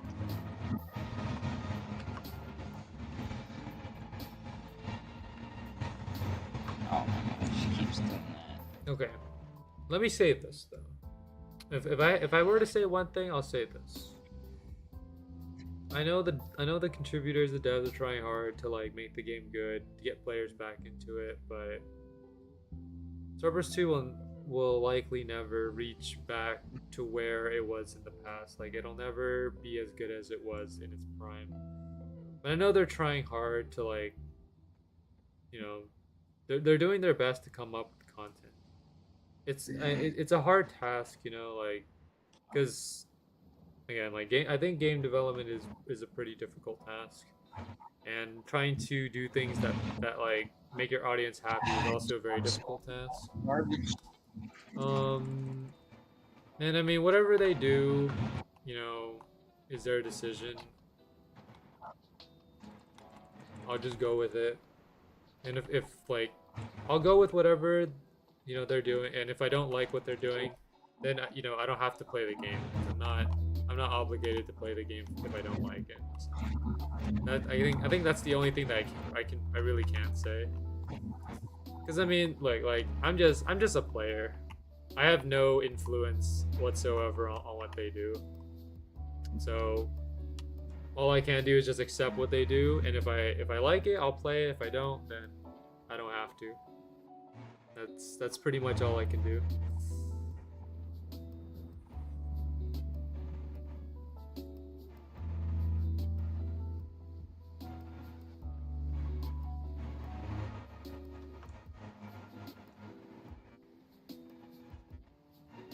Didn't do a slime this time. That's kind of suspicious.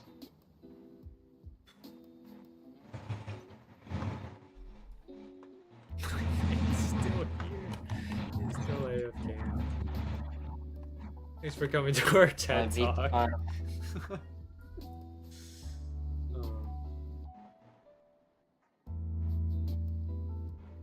You know, I've always had aspirations of making a podcast, but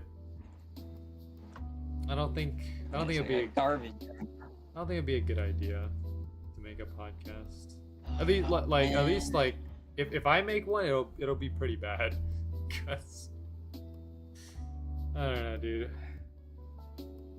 Because I have a hard time expressing my thoughts. I mean, if you guys watched the last couple minutes of the stream, like imagine me trying to express my thoughts on a podcast.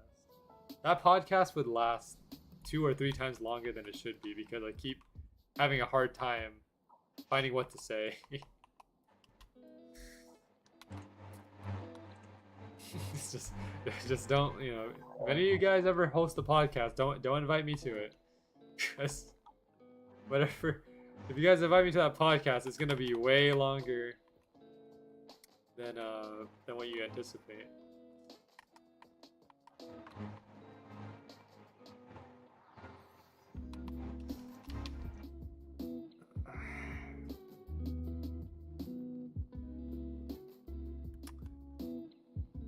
Alright, let me just get back to my flow here.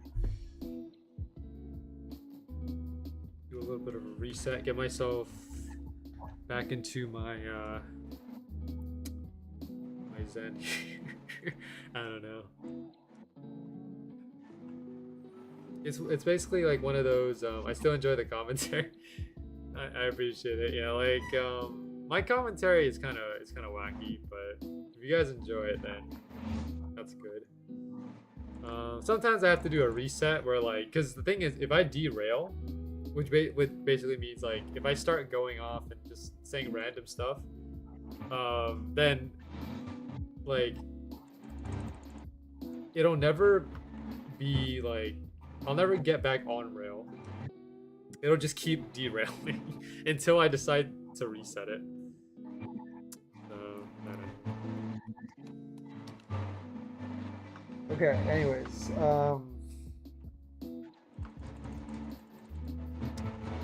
what to talk about next? I'll just keep doing this dungeon. It's an easy nightmare dungeon.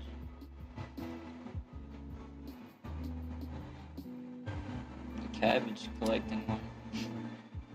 You have online expansion pack? I have normal online. I don't have the expansion pack. because the expansion pack is kind of expensive. I thought it was expensive at the time, so I just went with the yearly plan, the $20 a year plan. By the What? way, yeah, like for anyone who uses Nintendo Online or who doesn't know about Nintendo Online, like most subscriptions are pretty expensive. Nintendo like has a $20 a year online subscription, which is kind of crazy because I mean that kind of price is like much cheaper than what you'd see on other like compared to I like other saw something about EA saying it's gonna start putting ads in the game, in their games. oh okay. Well, I mean ads are what make money. Yeah, but the people, the people are like, don't they make enough money already? I guess Because they're so. known for having the, as you call it, like for Roblox, insanely amount of game passes or in-game purchases. So like, Okay, they I already see. make a ton of money. So they're Hmm. like, why are they adding ads to it now too? Trying to make more. Basically, Let's see. Oh, I was about to challenge you to a GoldenEye 1v1. You can do that, Josh. How much is the expansion pack? Let me check. Nintendo Switch Online expansion pack. Price.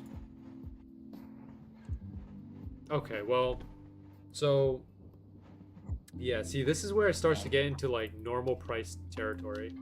Because like Nintendo Online for 1 year, like just Nintendo Online, is $20. But when you get the expansion pack, that turns into 50. And $50 a year, that is more like realistic to what you see on like other subscriptions.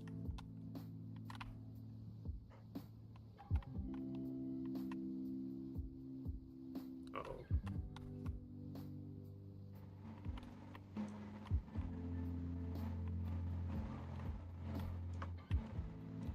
beep, beep, beep, beep, beep, beep, beep, beep, beep.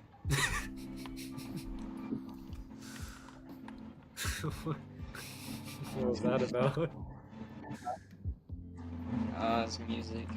When I get bored or hear the same music again, I start making my own variants. Nice.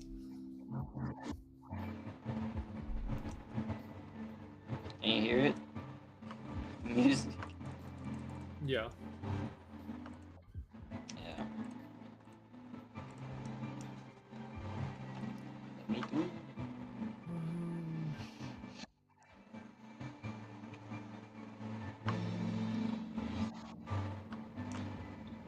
Let's see, Josh, do you recommend Breath of the Wild or Tears of the Kingdom? Should I play it? You think it would be fun? I don't know. How did I end up over there? Mortis just started pushing you, man. If I play Tears of the Kingdom or Breath of the Wild, I'm probably gonna treat it like Genshin. Because I mean, like, there are features that are similar. I mean, like, obviously the lore, the whole gameplay aspect is not similar, but like, there are features, you I've know, been like watching. stamina, stuff like that. I've been watching a lot of Elden Ring lately. Kind of makes me want to play it, even though I feel like I'd suck. It's just a matter Even of though it's a like hard game. practice, you know. 'Cause that goes for any game. Yeah, but Elden Ring and like the Souls games, I know they're not easy. They're definitely hard. Josh would beg to differ. Josh says that Elden Ring is easy. Really? You know, he's too pro. Josh is just too pro, man. I've heard like things about the final boss being hard though. Or is like, has he played the Souls games? Any of the Dark Souls? I don't know. Have you, Josh? The thing I would have to get used to is the parrying. What about you, T-Man? You played Elden Ring before. Have you played any of the other stuff?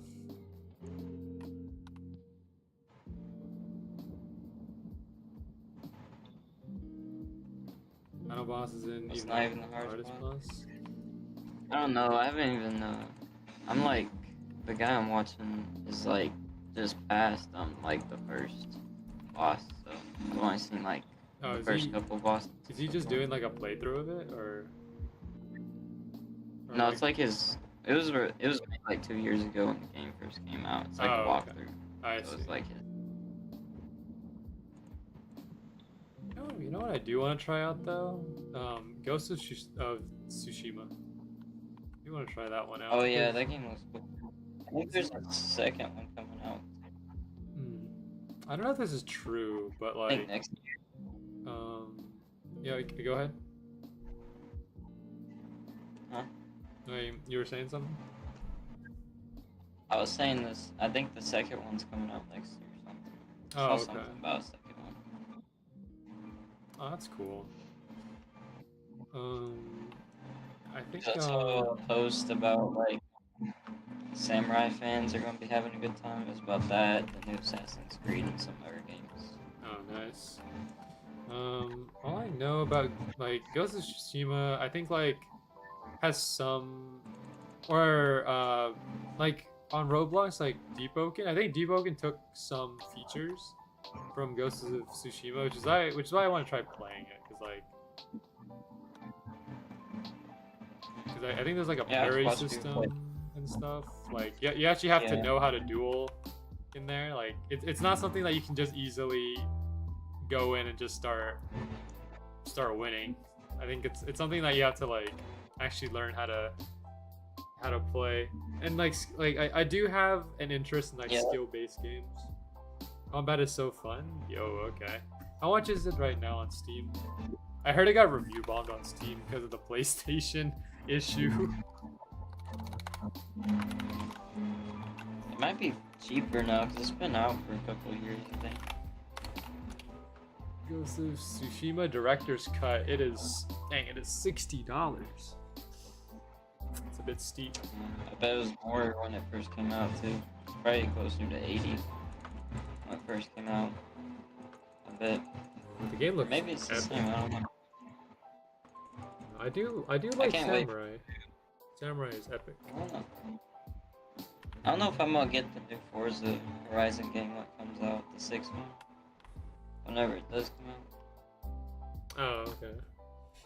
Speaking of 'Cause I haven't Forza, played the 5th one. yeah, like I have Forza 5, but like, so I was gifted Forza 5, and then I played it for like 30 minutes, and then I never touched it again. I have not played Forza 5 since the day I got it up to now. So I don't know. It's just I never went back to it. It's not boring or anything. It's just like I never feel like I want to play it because I'm always occupied with other games. Yeah, like, you gotta have, like, for me, I have to be in the mood to play it. Yeah.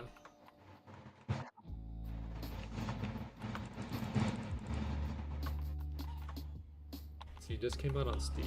The oh, has Ghost of Tsushima never been on Steam before? Oh.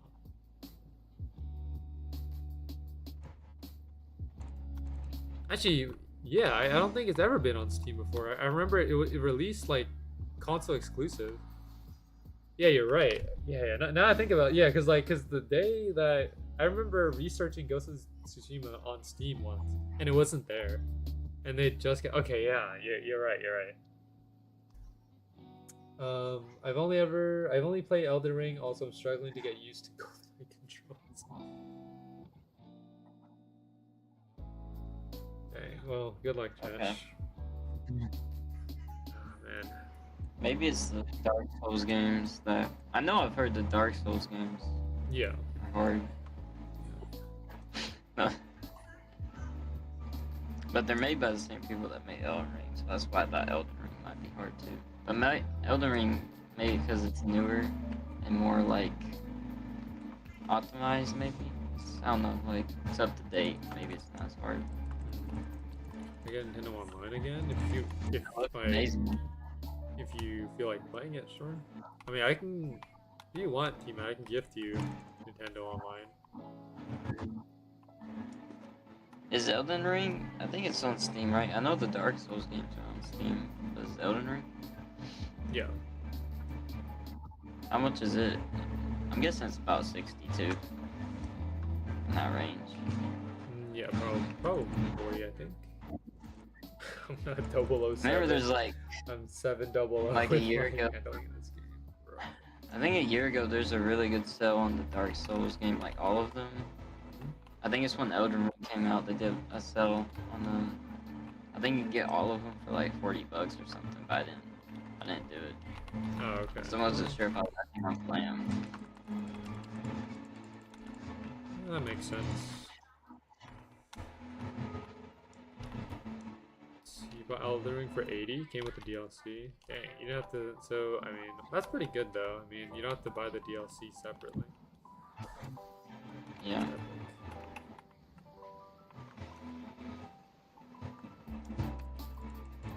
Normally DLC would be 40. And so you save like. Wow. $20. Yeah.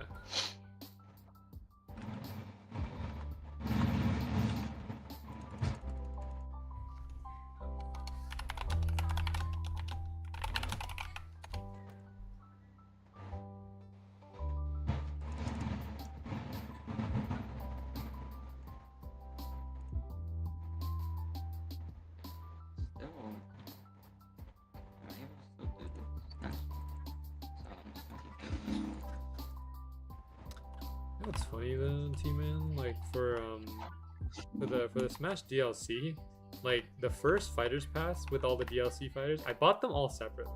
I didn't even buy the Fighters Pass. I bought them individually when they came out.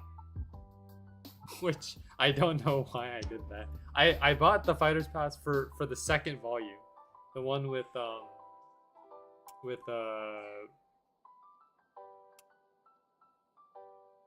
okay, hold on. The one with Kazuya in there.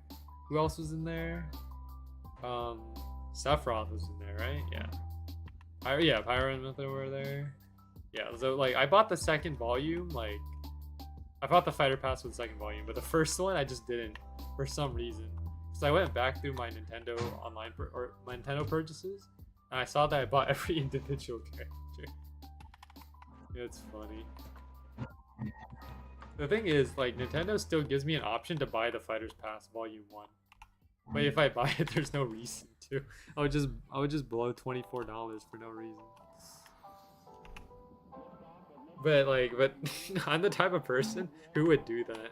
Like, buy them all individually and then buy the Fighters Pass after. And then just blow $24. I'm that type of person. Cause it's fun. Why? Because big funny.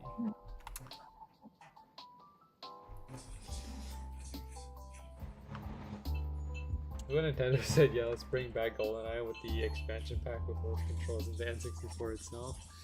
Dang. That's something Looter would do if he had money. I don't think Looter spends any money, to be honest with you. Bro just goes and just gets stuff. He doesn't rob, but like, I think people buy stuff for him. If I'm being honest, he finds a way. Looter is a complicated entity. He's These dang ice fires, my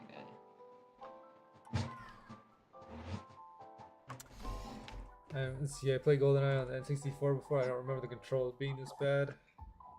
What if it's like... What if that's just a skill issue?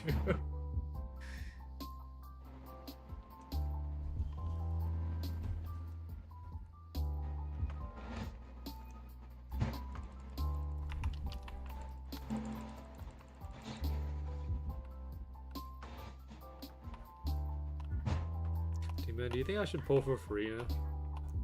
Like, Farina's coming in the next Genshin patch.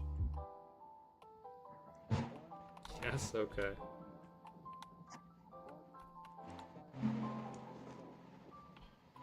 I don't have enough primos for a 90 pull yet, but I'll probably start farming either today or tomorrow. Just start grinding through world quests. Because I finished all my Archon quests. I have nothing else to do. Might as well just grind the world quests. Get my primos. That one. I'm gonna play Genshin again until Natlan comes out. Actually, Natlan's coming out pretty soon. It's coming out in patch, I think 4.8.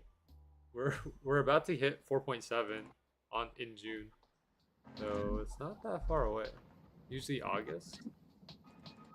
Yeah, that makes sense. Cause like if 4.7 is in June, then 4.8 would probably be in August. Yeah.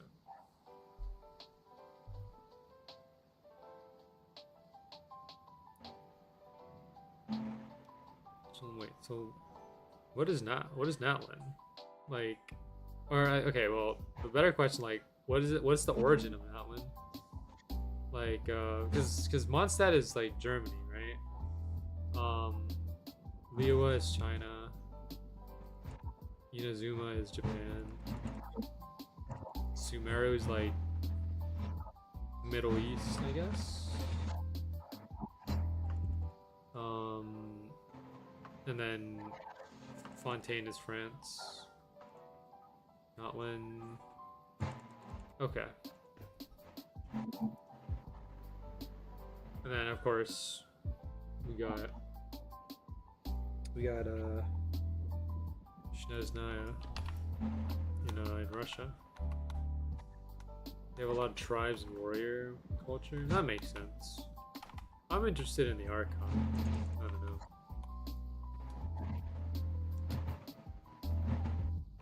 Archon.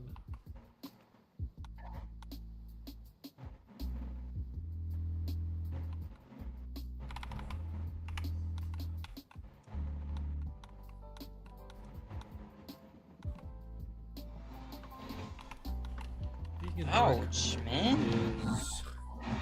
Being Archon is not an easy task, I would imagine.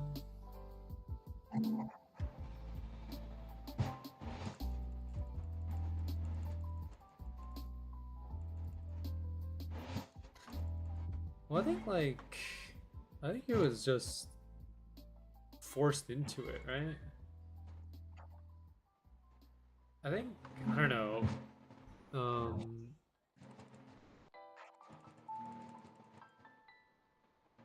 Would she have liked to be an Archon if she could do it her own way? Because I mean, she was forced into doing it like a certain way. She had to uphold like a certain personality and a way of like speaking.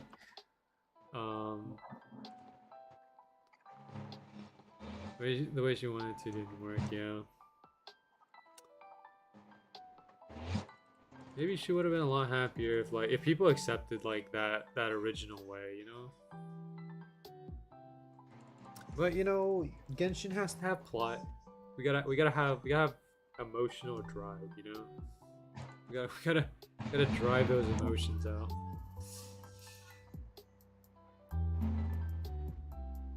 Ouch. Can't blame him, yeah. That's true. I can't wait until we get, because like it'll probably not be for like another 3-4 years maybe, until like, because I want to go to Conria. That's not like that's what I'm most excited. Like I'm excited for Natlan. I'm more excited for Snezhnaya. But where my heart is at, it's in Conria. That's where I want to. I'm gonna go. Alright, Koku. I'll see you. Yep. I'll catch you later.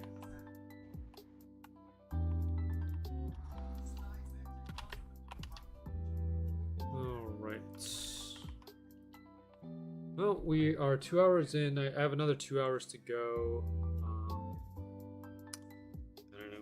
We'll see what happens in these next 2 hours. You're free to leave whenever you want to, T-Man. You know, whenever you get bored. I'll figure out Mortis on my own whenever it comes to that. We want to go to Celestia. The island has been taunting me since the game came out. Yeah, we don't know much. I want to know more about Paimon specifically, because like we don't know much about Paimon. Paimon's just kind of a whole mystery, and I want to know like how Paimon relates to like Celestia and how like. And all that. I think she's an agent of Celestia? Probably. That would make the most sense, I think. Because I mean, like there are theories that like she is the what is it, the sustainer of heavenly principles, but I don't know if that's like I don't know if that holds up.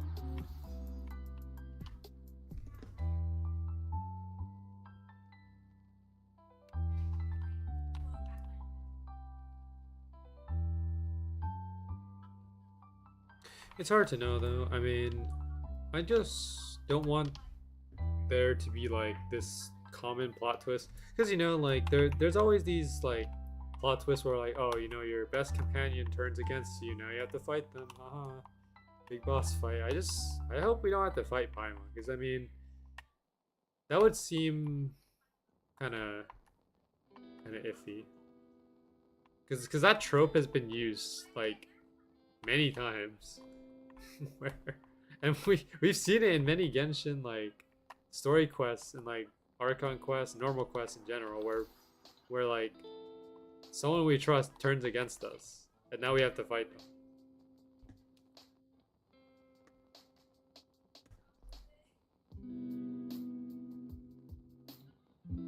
Gonna beat up Paima. Been annoying me for 4 years. Well, I think that's your own issue to settle, I guess. Repeating every line the traveler says. Yeah.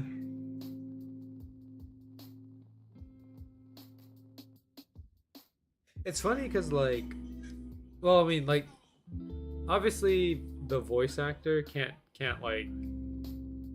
do it. Like, where because I feel like it makes most sense if Paimon calls us by like our name, right? And I mean, in regular dialogue, I think she does, where she calls us like by our username.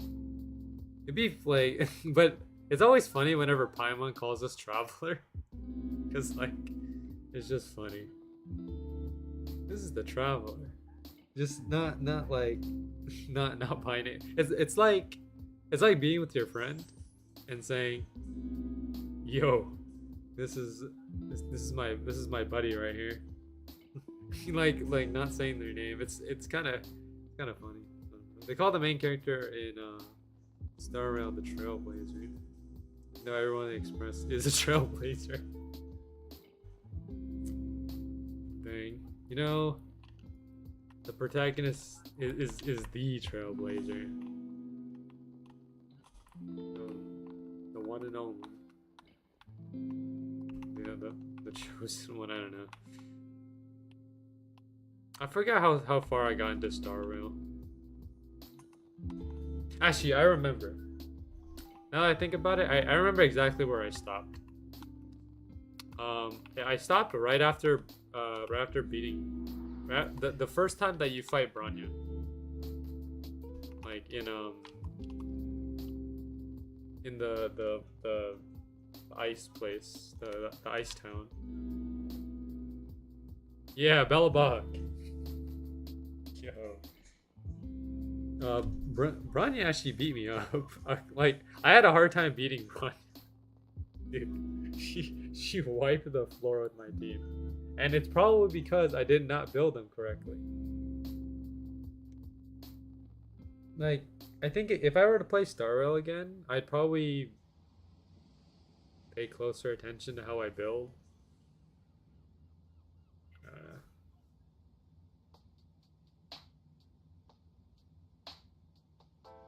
Penacony, Shoreline Rivals Fontaine. Yo. I don't know. I might get back into Star Rail one day. It depends. I just don't want it to be like another instance where like I play Star Rail and then drop it again.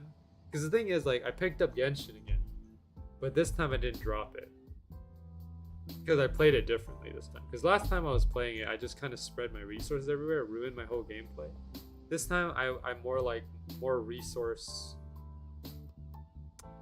Like, I'm more careful with my resources, and I'm trying to enjoy the game like for what it is instead of just like cruising through it. You know what I mean? Like, if I do the same thing with Star Rail, I'll probably enjoy it and pick it up again. But I don't know. It's kind of one of those things where, like, if I play Genshin, I can't play Star Rail at the same time. But if I play Star, I can't play Genshin at the same time. I have to, like, divide my time. But then there's also other things I want to do, like play Smash, play Roblox, right? Like I can't do all 4 of them at the same time. I have to divide my time accordingly. And if I divide my time between too many games, then I can never play. I can never play like the game that I can never enjoy those games because I keep jumping between them. You know? I don't know. I'll figure something out. I think once I get tired of like, once I get tired of Genshin, once I finish Genshin, I guess, like quote unquote finish Genshin, maybe I'll hop onto Star Rail and start grinding that way. How long like does it take you to get to like the current? Because I know like Star Rail isn't as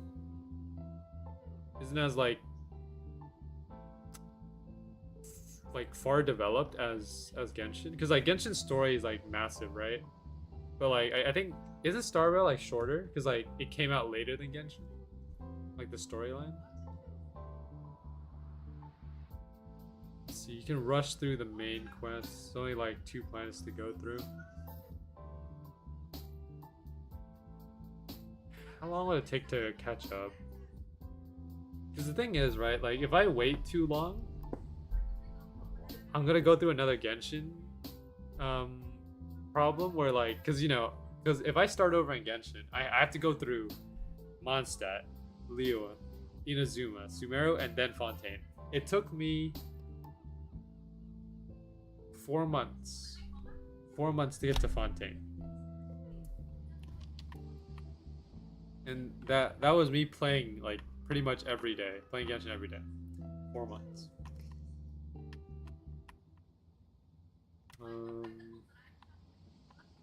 Probably have to build your character decently since some of the story bosses can be challenging. Really? Okay. Like I don't know. It's like I feel like building is very important in.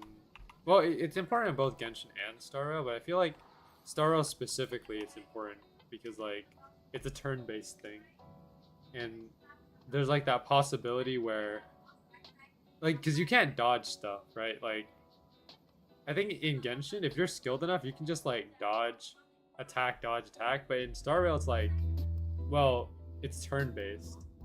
You can't. There's no dodging. You just take the damage. Either you have someone who like heals you, or I guess either you set up your turns correctly, or like it's GG. You know. I think that's how it is. I don't know. The game can be pretty tough sometimes. Yeah, I would imagine. I don't know. I'll probably get into it again. And I'll use the same account that I'm using. Like, well, okay, I'm not gonna pick up from the account that I started. I'm gonna just start completely new, like how I did in Genshin. Made a brand new account because I think, like, even though I didn't get that far into Star Rail, I think it's better if I just start over. Because like that way I can just start managing my resources better and building better from the very beginning. I don't know, because if I pick up from where I left off, I might not know what to do right away. So it's just better if I just start over. I don't know. All right, we're almost level 192. I think 3 more, and then we'll get to 190. We have yet to get Requiem though. We've gotten 2 LCs, but that's about it. No legendary drops today. And by the look of it, seems like we're probably gonna have to delete another item. What item will it be today? I wonder. At this point, I think it will be something that I'm currently using. There's no way. I don't think you guys are gonna spare me this time. More like, the more I think about it, the less choices we have here. Because we got rid of all the legendaries, we got rid of all the commons. It's just uncommon and rare. at some point you have to pick something that I'm currently using. That's just how it works. But not to worry. Not to worry.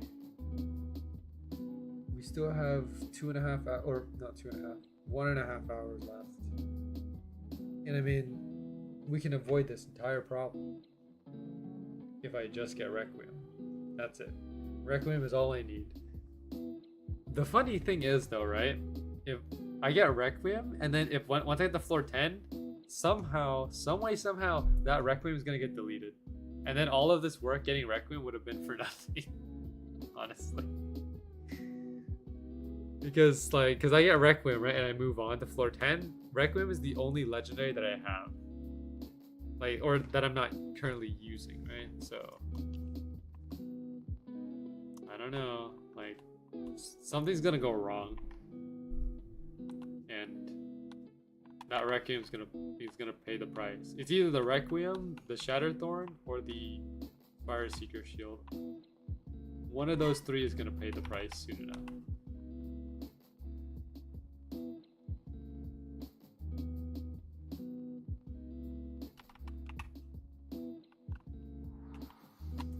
Because, you know, if you really think about it, like, I don't necessarily need to get the Requiem. I can just move on right now. But I think it'll be interesting to just try to at least try to make a burst item. Just, you know, just to try. And this is my last chance on floor 9. This is the last chance to get, like, because if I leave floor 9 empty-handed, then all the tier 1 burst don't mean anything. Because floor 9 is like the first floor. Well, okay, that's not entirely true. Floor 9 is a floor where, like, you do need to get items for burst. I think, like, some of the items for the burst have already been canceled out. For example,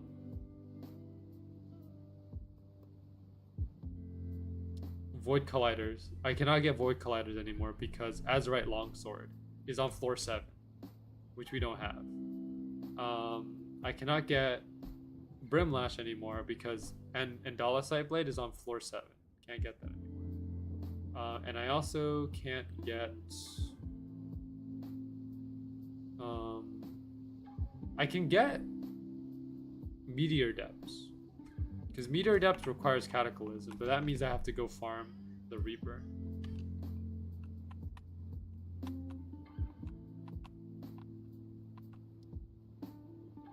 But then, I don't know. I just want to get my Requiem. Like, I think making Retribution would be funnier, because no one uses Retribution, right? I see a lot of Meteor Depths, I see a lot of Brimlash, I see a lot of Void Collider, but I don't see enough Retribution. Or no, Redemption, sorry. Redemption. That's the name of the other rapier. I don't see enough Redemption. So I think, like, and that goes for all the rapier bursts, right? Redemption, Ancient Storm, and Ordnance. Like, I don't see a lot of them, so most likely we're gonna try to make, like, all 3 rapiers because they're underrated. Might as well, you know. You should have a system where you can sacrifice an item to protect one for a stream. I don't know, I'll think about it. Cause, like,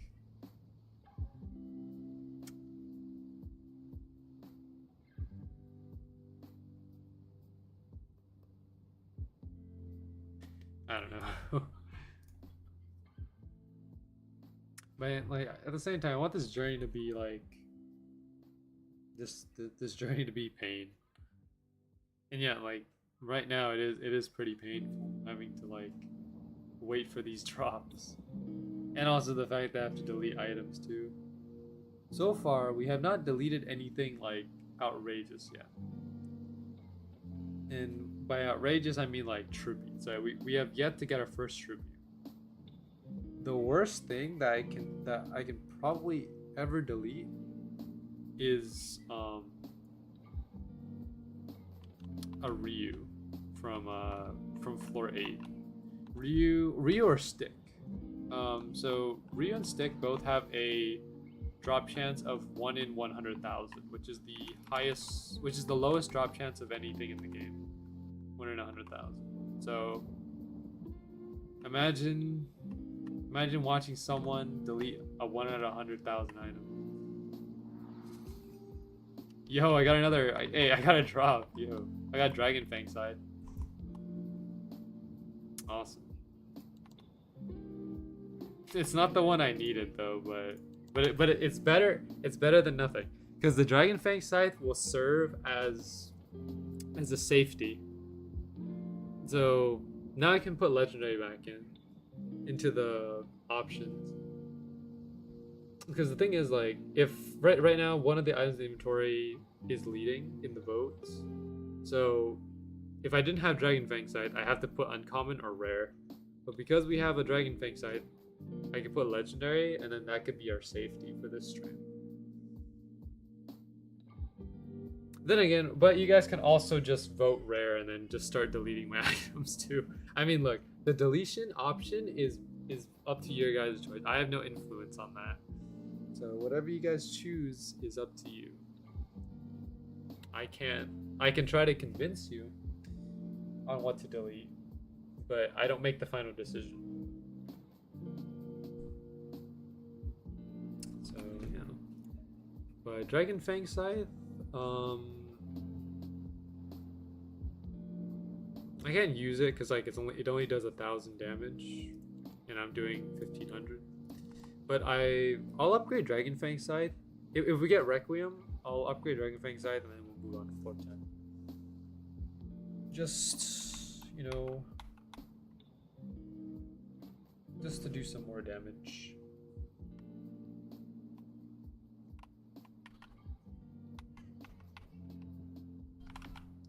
So I think, yeah, so when Coco was here, I got Demon Shield. That was a couple streams ago. And then T-Man, when you were here, I got Dragon Fang scythe. So who will be... I'm curious on who will trigger the Requiem for me. Imagine Josh shows up and I just get Requiem. But I don't think Josh can even be here. I mean, he can. Like, Josh has Varrock unlocked. But, like, I don't think he would. I don't think he wants to be here, even if he could. He'll be in our hearts. Yeah.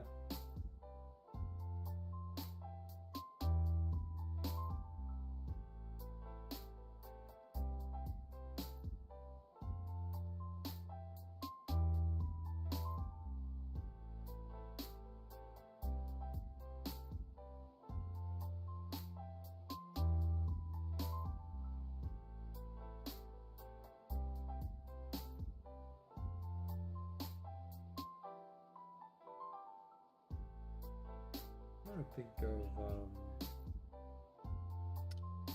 what I should do after stream.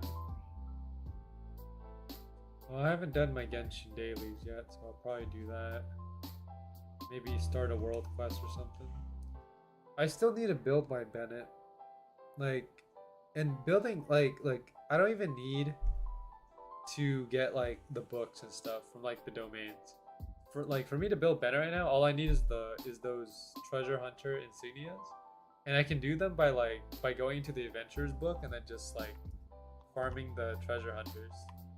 But I've been falling behind,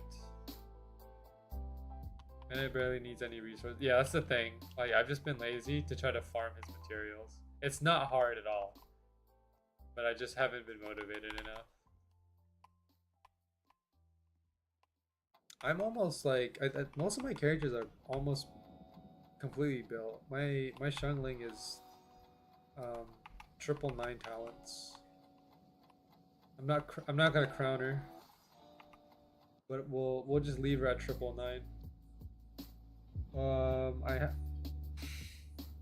right. Well, My Xiangling is basically a hit or miss right now.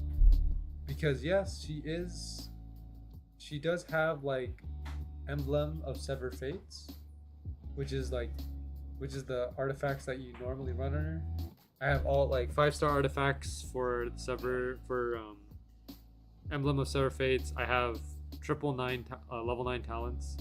But the worst thing is the weapon. Because you're supposed to give her like the catch. But I gave her Crescent Pike, which is a physical weapon. But I don't fight with her. So that weapon is kind of useless. Because Crescent Pike benefits off physical attacks. But my Xiangling is an off-field DPS. So Crescent Pike doesn't do anything. Necessarily. The catch is a pain. It's a pain if you don't have like friends. Because like you get the catch really fast if you like farm in your world and then jump into someone else's world and then you jump into someone else's world after that, and then you can just start like stocking up on those fishings. But either way, yeah, the fishing is a bit tough. The good thing though is that you only need to do it once, unless you want to get R5, which is another task in and of itself. But oh no, I'll get to the catch one day though. I think once I finish building all the characters that I want, like right now, I'm currently building Nervalette, Kazuha, Kale, Traveler, Barbara, Bennett. Yeah, all of those. The only character that is somewhat fully built is Xiangling. Everyone else is currently hovering around level 6 to level 8 talents.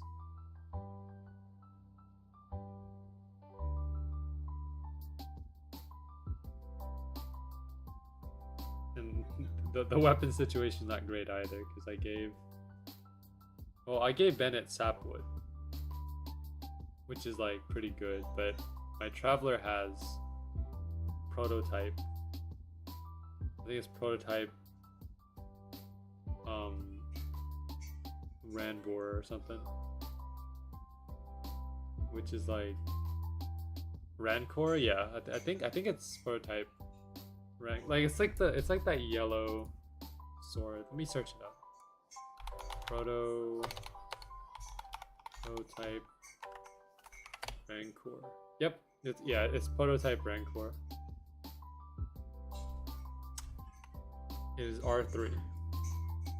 But that sword is like not great on Traveler, because it's also physical damage. But my Traveler is mainly uses elemental stuff. So like the best sword I can have on them is like Sacrificial Sword.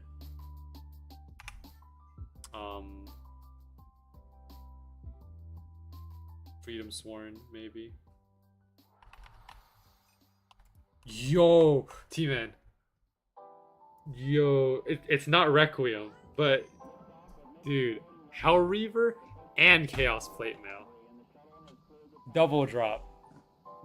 Dude, I'm getting everything except Requiem. So we got Dragon Fang Side, we got Hell Reaver, and we got Chaos. Okay, T-Man, I think you're pulling my luck here. I don't know. There's we might get Requiem today or something if we keep going. Hell Reaver and Chaos. Yeah, dude, that's wild, Silver. Not just, dude. Okay, Hell Reaver and Chaos Plate Mail are good on their own, but a double drop, 1 out of 400 double drop, that is extremely rare for me specifically. Because you guys know my luck. the 29 hours I put to get that summon tree. And now we're getting double drops on floor 9. My gosh. I wouldn't be surprised if we managed, because okay, the only legendaries that we have not gotten from Mortis is Life's Limit, Orenmere, and of course Requiem. We have 3 legendaries left to go. We got 4 legendaries total from Mortis. This is a crazy stream.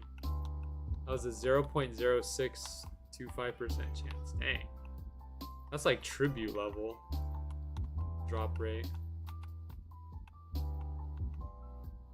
We have so many safeties now.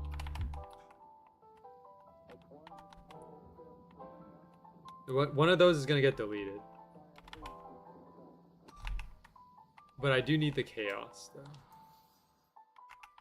The chaos plate mail is kind of a necessity. I clipped that if you want it. Yo. Thanks, I appreciate it, sir. Okay, I cannot use... Yeah, I can't use chaos because my current Holy Knight armor is 9,900. Chaos is 8,900, so it's about 1,000 off. But if the Holy Knight gets deleted, then I can use chaos. Not that I want my Holy Knight deleted, because I mean it's still giving me a lot more defense. But the chaos, I will probably upgrade chaos if we make it to floor 10, because I think that's more worth my while if I do that.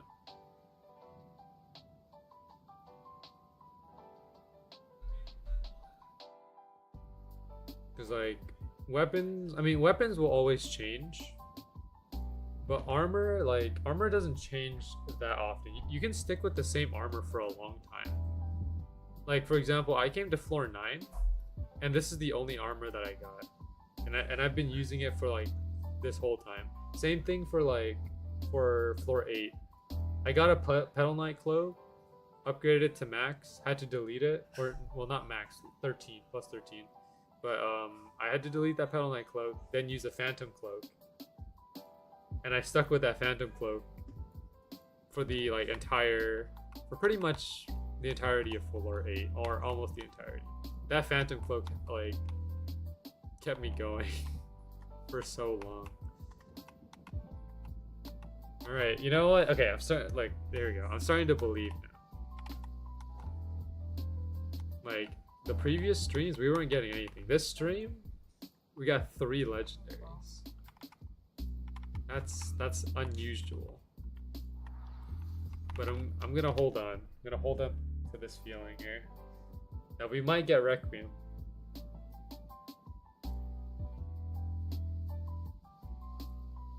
It's just funny though, because like it's giving me everything except for Requiem.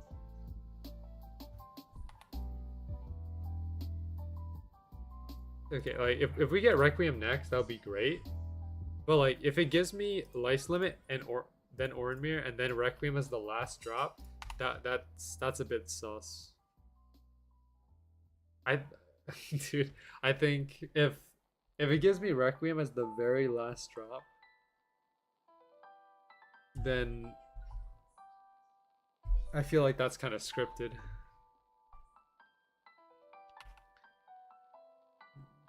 Like this game has it out for me.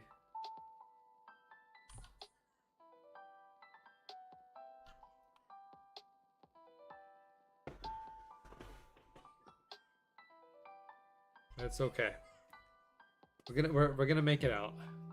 We have like an hour and 15 left. That's enough time to get something else. But let's go. We got this. And like even if we don't get anything else today, this double drop right here is enough to solidify the fact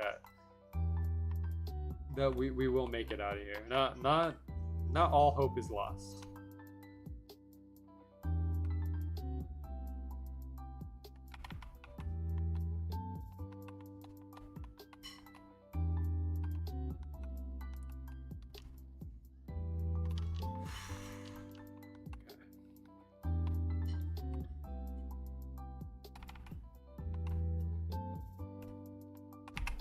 2% health. Like, Mortis is dealing way more than I thought.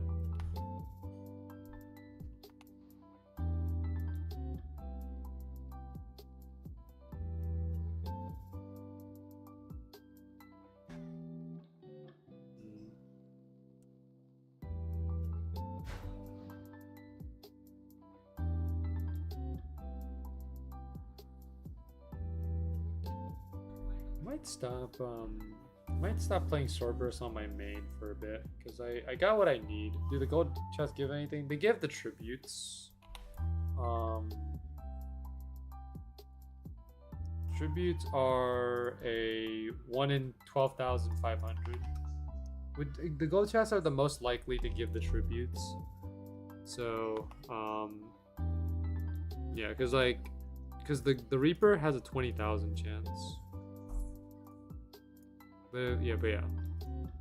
But gold chests are the best chance to get tributes. But again, like 12,500 is not an easy task.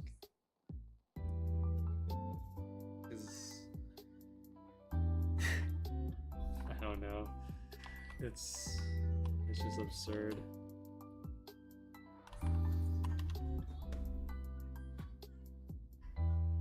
But they're worth it.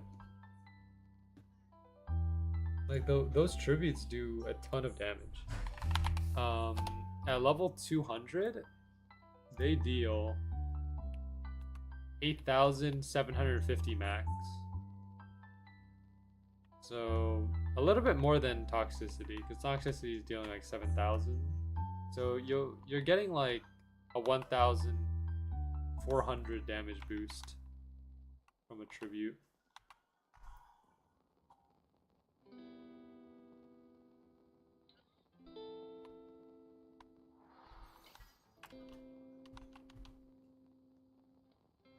Does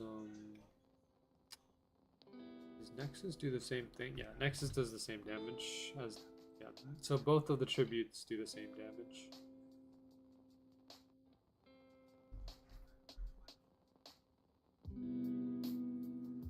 What is the flaming seer?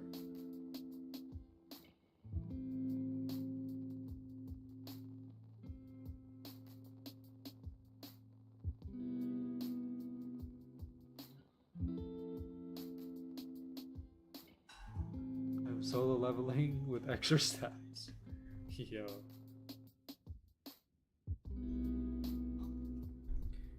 Have you seen Ready Player One, T-Man? Yo. I watched it yesterday. I thought it was pretty good. I liked it. Give it a strong 8 or a 9 out of 10.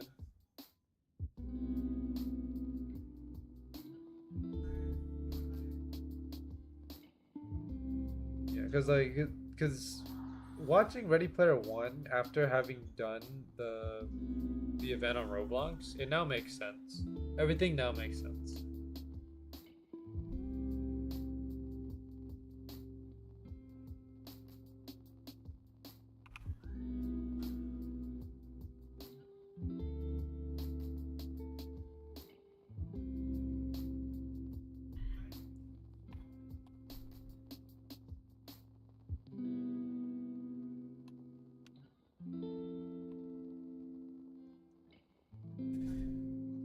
Roblox will ever do another event like that though.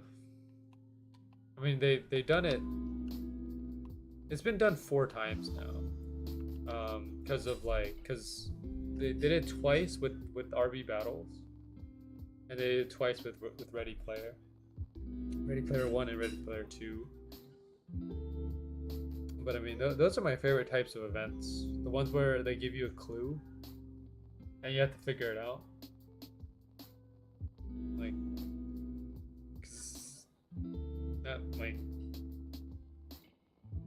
even something as small as like the piggy mystery, like the piggy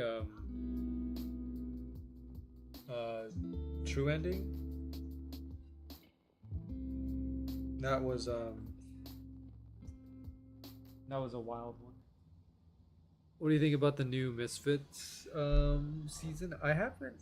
I watched the first episode of it, and then didn't continue. Not because like I didn't want to watch it, just because like I was occupied by something else. Um, like I'm very far behind with this season. Like is I think I picked like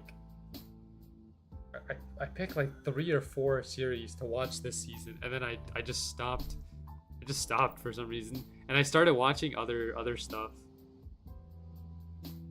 The funny thing is, like, I recently finished an anime called The Apothecary Diaries, and I watched it because of a meme. I saw a meme of it, and I was like, "Yo, I should watch it," and I did. I watched like 2 episodes a day. It has 24 episodes, and I finished it in 12 days.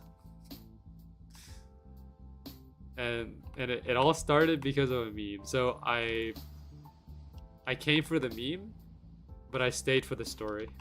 That's essentially what happened. Watching Yu Yu Hakusho, yo, not the spirit gun one. I've heard good things about Yu Yu Hakusho.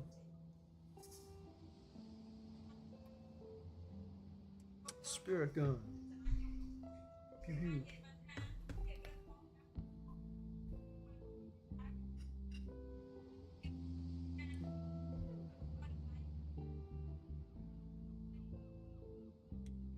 I only recently started the seasonal shows. Oh, okay.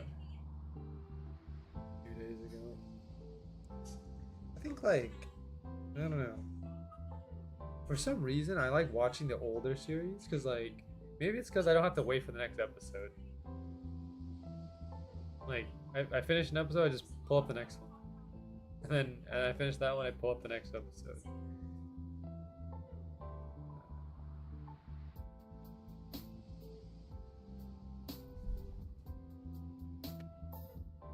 What is this? Kaiju number 8? Let me see.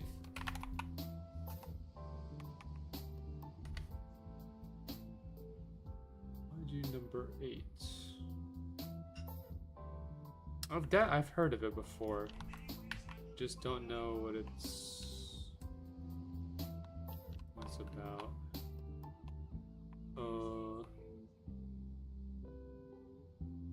Let me look it up.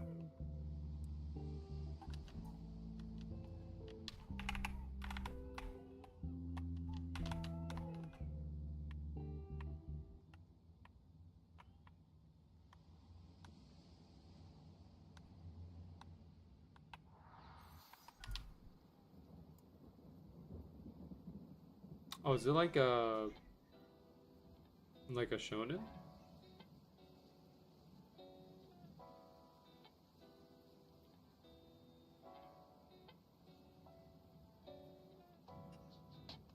Interesting.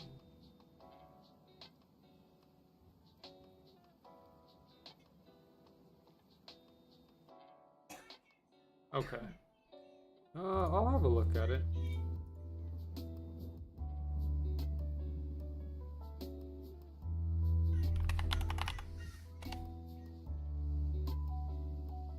I see, okay. Yeah, I'll probably check it out, let you know what I think. MC is like 32, dang.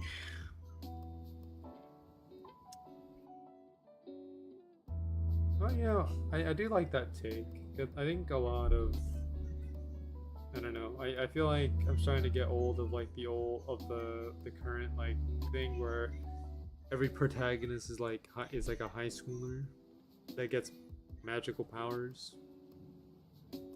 Like, I don't know. I need something new here.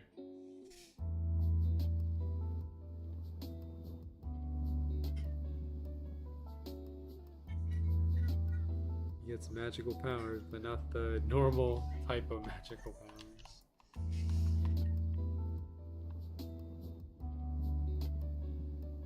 Okay.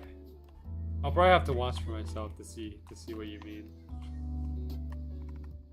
Maybe I'll watch it today. I don't know.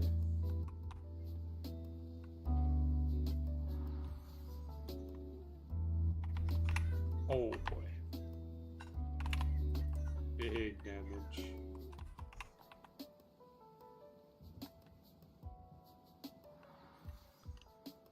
I said magically, but not magic. Really slow today. It's fine. I think we all are.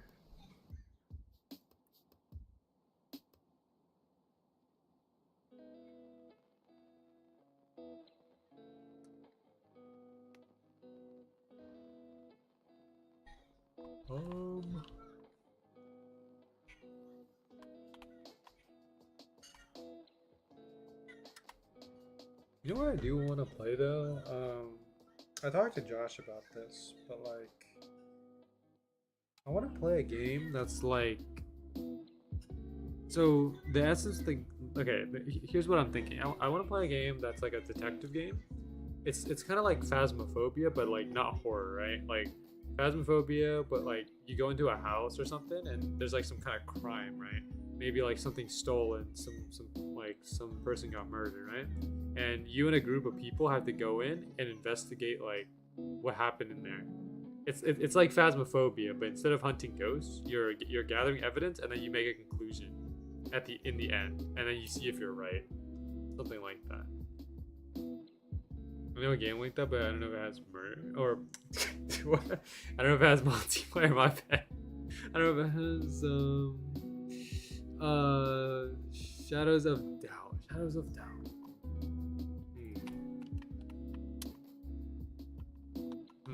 Is it on Steam? Okay, let me check that out. Me and Josh were like talking about what the next big trend is, because it went from Lethal Company to content warning, and then I don't know what the next trend is, and that's what I was like estimating, or I guess that's what I was guessing. Like maybe it's a detective game where you investigate with friends and solve like some kind of crime case or something. I thought, like, I don't know, but it seems like it's already been done. Shadows of Doubt. Okay, let's see what this is. An immersive sandbox detective stealth game set in a fully simulated sci-fi noir city of crime and corruption. Think like a private investigator and take on jobs to earn cash on your path to be catching a serial killer. If you don't catch them, they will kill again. Okay. It's early access right now, 20. It's single player.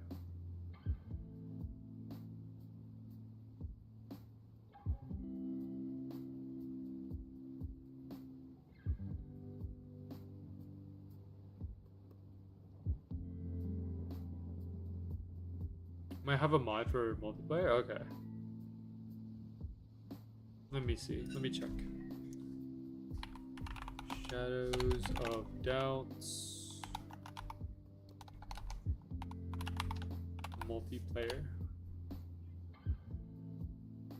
Mod.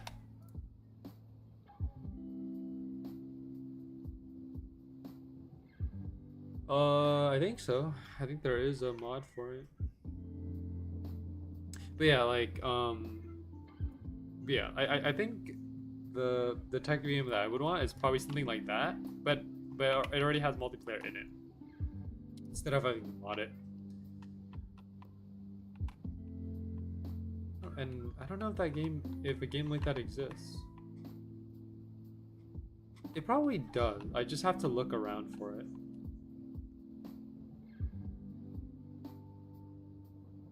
Well, I guess that's what Among Us is.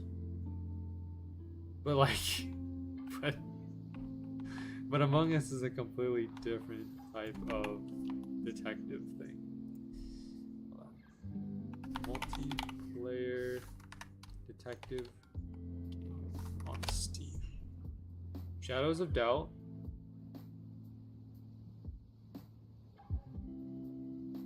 What is this? Disco?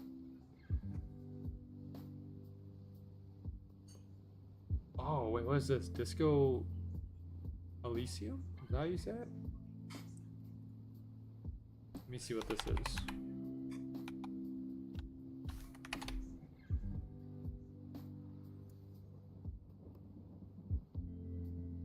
Okay.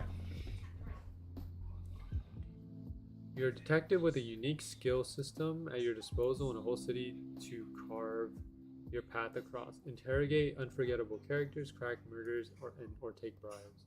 Become a hero or an absolute disaster of a human being. Okay. Okay, so... Okay, well the thing about this one is that it's like a top-down kind of game.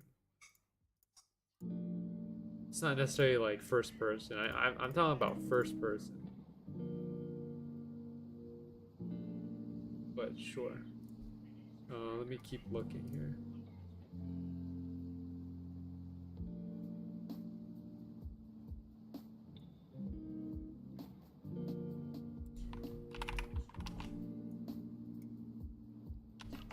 Alright, I'll have to keep looking. There has to be a game like that. Okay, well, what if I just search up Phasmophobia, but a detective game, or a detective game like Phasmophobia? I think that's the best way to search for it. I don't know, because otherwise I'm just gonna probably go down a rabbit hole of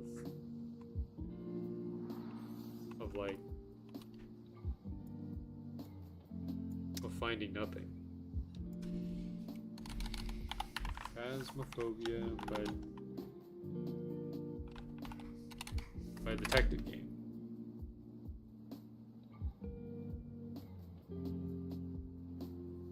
Okay.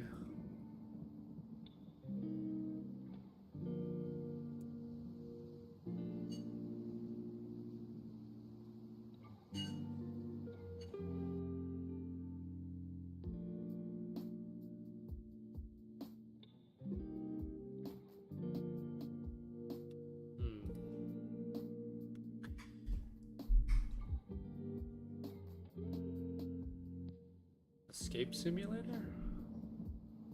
I don't think Escape Simulator is... Wait a minute.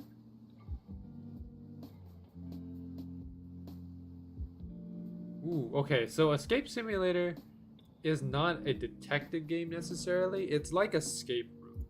It's puzzles. You gotta use your big brains to figure out a puzzle. And you do it in co-op. I think this is like probably almost as close as we're gonna get to whatever this concept I'm envisioning. Maybe I should propose this idea to someone. Because if that type of game doesn't exist, then, you know, someone could make it. And maybe it'll pop off. I don't know.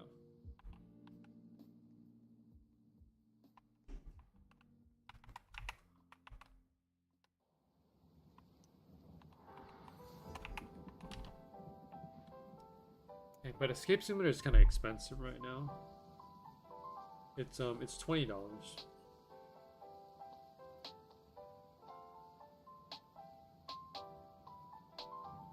And you can play in VR.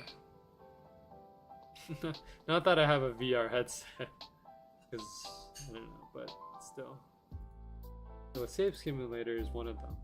We Are Here. Let's see, what is this? We Are Here. What is that game? Okay. Whoa. Lost in a frozen wasteland and split up from your partner inside an abandoned castle. The only possession you have is a walkie-talkie with a familiar voice on the other side. Okay, this is like... It's not detective necessarily, it's more like... So this is more like a co-op game, but you're basically on two different sides and you communicate with each other. It's like two-player obby. That's like it's basically 2-player hobby. So puzzles, but not necessarily detective.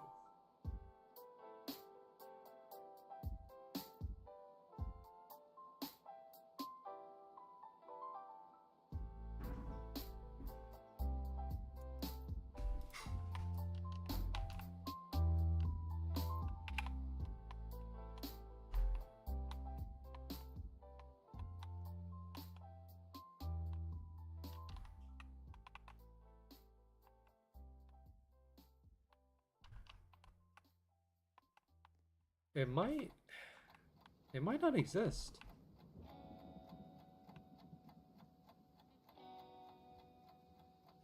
That's kind of hard to believe, but like it might not exist.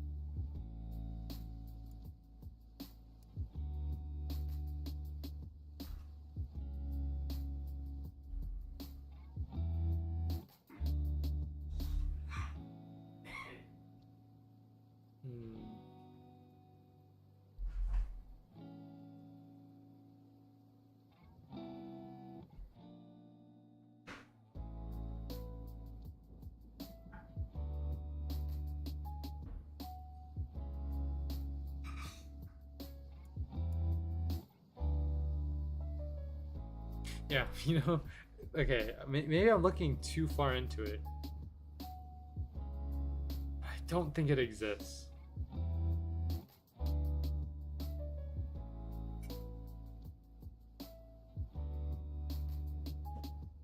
But you know what that means? If it doesn't exist, it's free real estate. Which means that like someone could make it.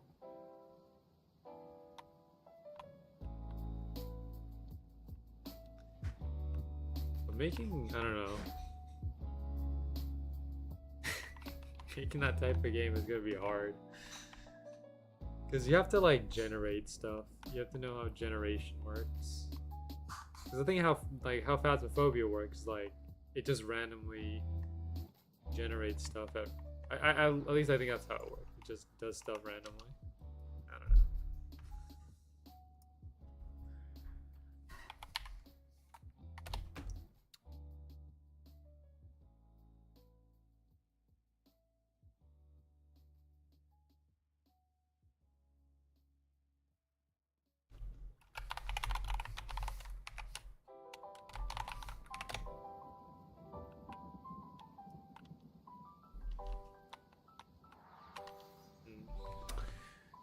You know who gives good advice on or SUAR?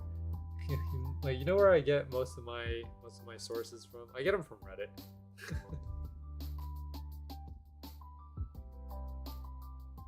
Reddit is an accurate source, I guess.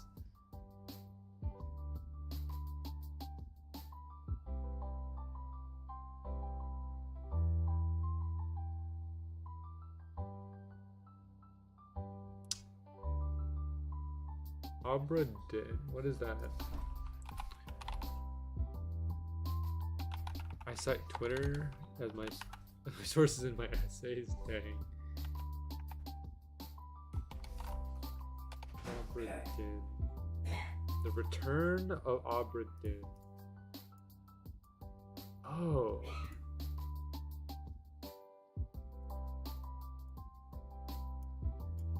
Yeah, this is kind of what I'm looking for. It's not exactly that, but it's there. Yeah, Abra Din is like okay. So there's this game called Return of the Abra Din. This is like very close to what I'm looking for. It's like it's first person, but like there's not like color. It's like black and white. Well, I mean, it's supposed to replicate the time 1803, back in 1803. So. But no multiplayer.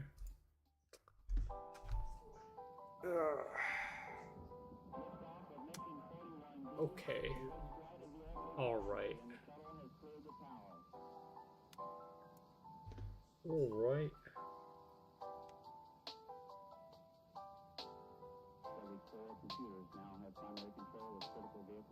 Oh, the murder of Sonic the Hedgehog? Bro.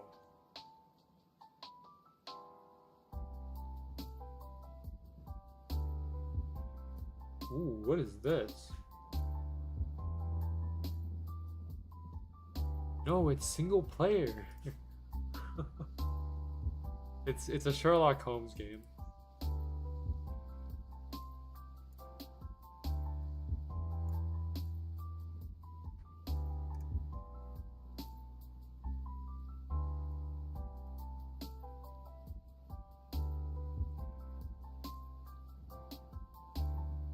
Okay, yeah, here's Shadows of Doubt.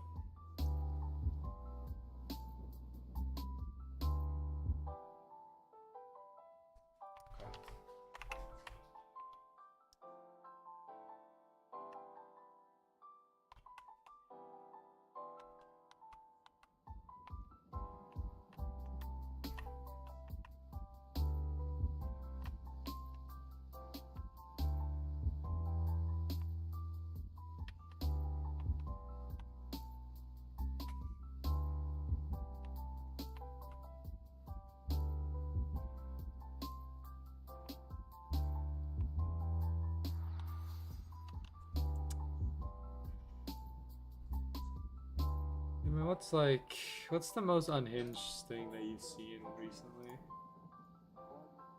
I don't know, anything wacky that you've seen?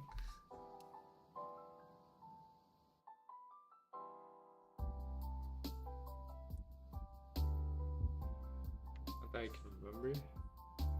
You know, there's this one meme that I saw. It's like unhinged, but it's funny as well. Where like you know the yeah, like, have you ever played League of Legends? Okay, but like, do you know like the audio clips from League of Legends? Like, an ally has been slain, an enemy has been slain. Like, have you heard those? So like, there's this one meme where a guy was like, his family member like passed, right? And his buddy sends him a sound clip. An ally has been slain. Shut down. Like, dude, I know it's a bit of a dark humor, but like, man, that is nuts. Dude, I would not have the that's messed up, dude. I would not have the guts to send that, man. That is crazy. Oh. Dude, the boldness of a guy to send that, man. Dude. I don't know, like, okay, maybe it's not, like, it's not the best to laugh at that, but like, man, dude, when I first saw that, I was just like, dude. Oh. My Twitter likes are unhinged. What is your Twitter feed like? It's awful.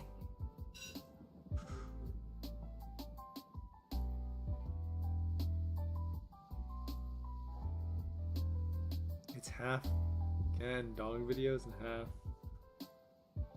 240p dumb videos. Dude, like, I get random stuff on my Twitter. I don't use Twitter that often. I just use it whenever I get bored. But like because I don't follow a lot of people, it just gives me the like random stuff. So there's like so it gives me like hot takes, like people posting their opinion, like their controversial opinion. There's also like videos of like stories and stuff,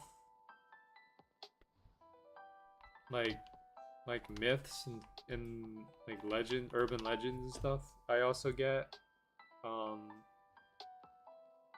and then I get like memes.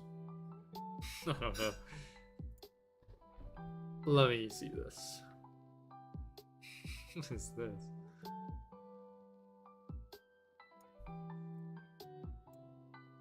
Okay, I'm gonna watch this muted because like I don't want this going on my stream. Okay, well I probably have to watch it with sound in order to understand what's going on.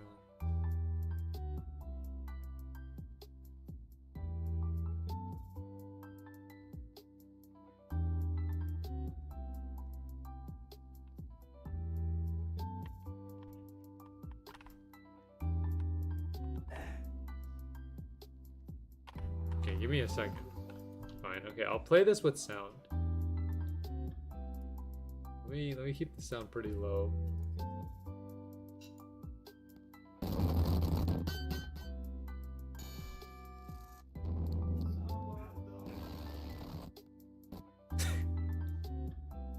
Dang.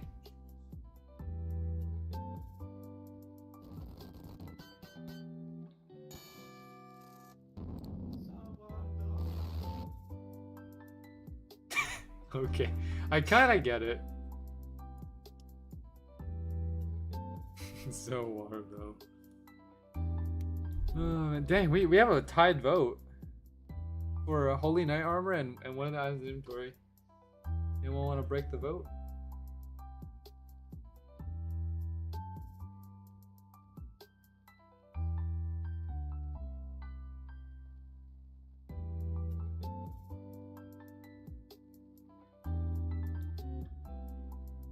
Alright, well, if it goes into the inventory, then I end the poll.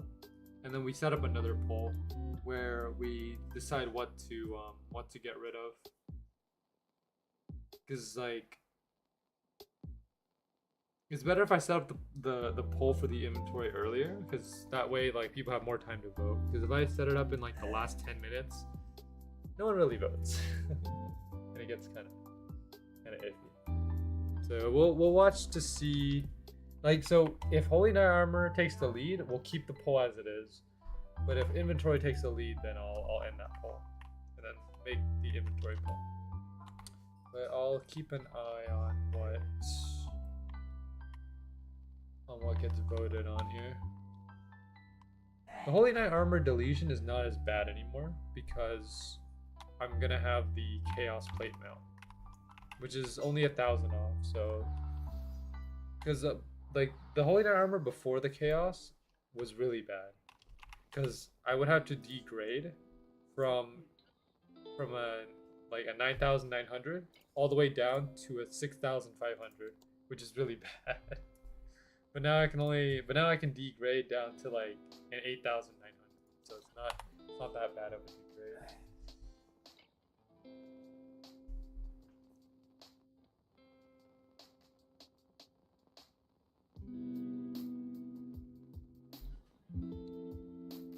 You know, I was playing Entry Point the other day, and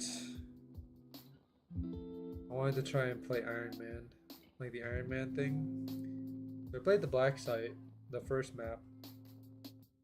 You know what happens? I interrogate the captain. Okay, so let me paint the story for you here, T-Man. So I don't know if those guards kept spawning in, because like I knocked out like 15 of them on the top floor in one room. So there's this one room where it's like the best place to interrogate the captain, and they just kept coming into the room. Like they come in, I knock one out, and then I hide them inside of the little storage room, and then another one comes in. I knock them out, and they keep doing that. Dude, there's like 15 of those guys came in, and I kept knocking them out. Eventually, the captain comes in. I interrogate him, and then I open the door, and guess who's there? Another person.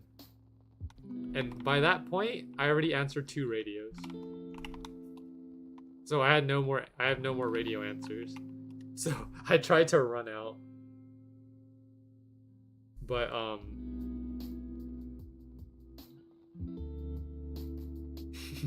you know, things didn't turn out as planned.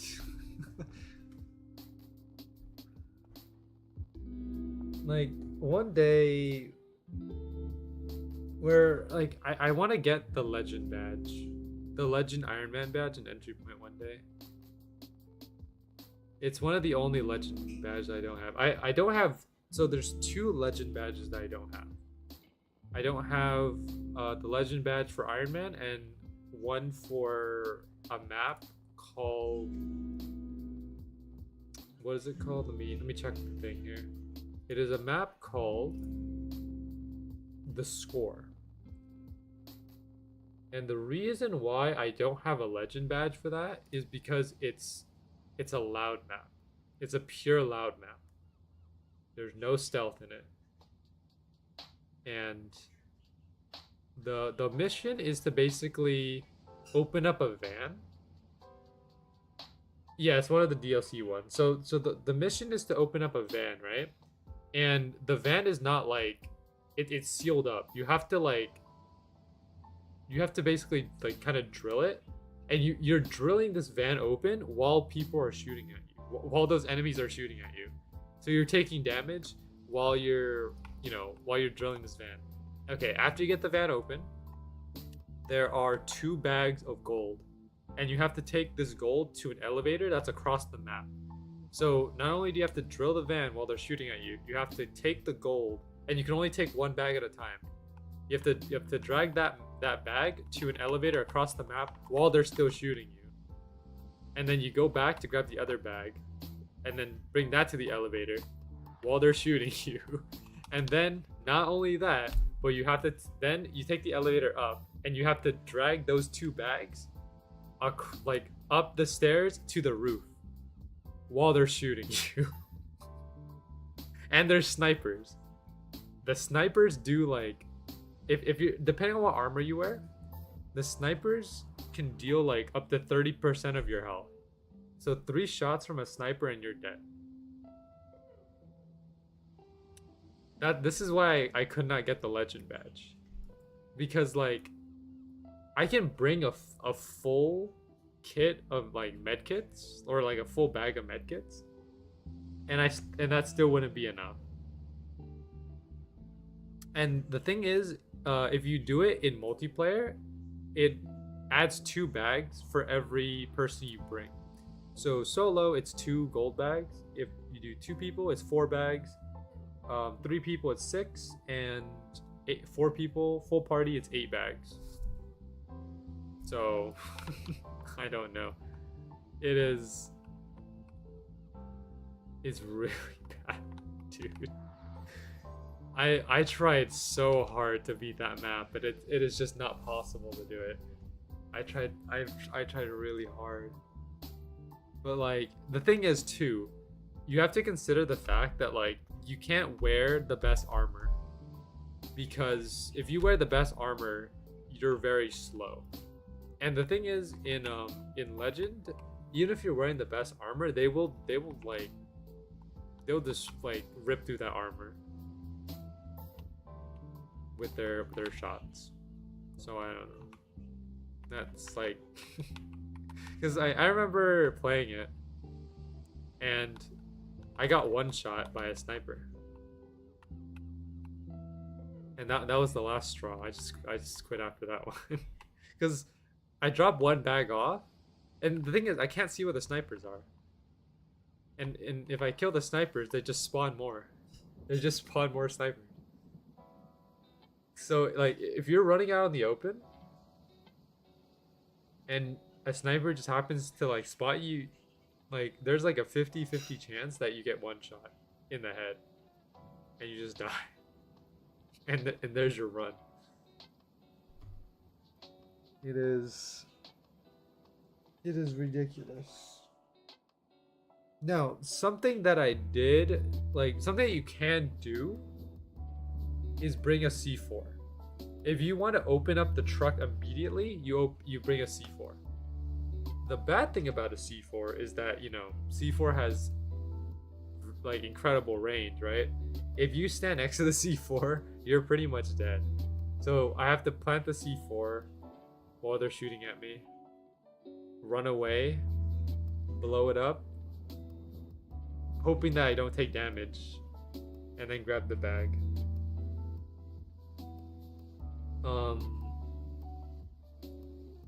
Now, like, so I think if you're wearing the best armor, by the way, which is not viable because you can't jump.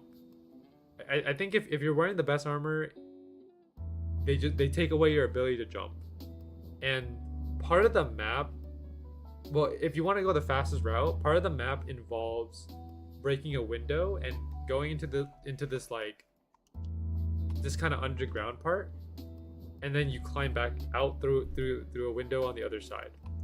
This is the way that you can avoid taking a lot of damage. But if you can't jump, you can't get out. You're stuck in there.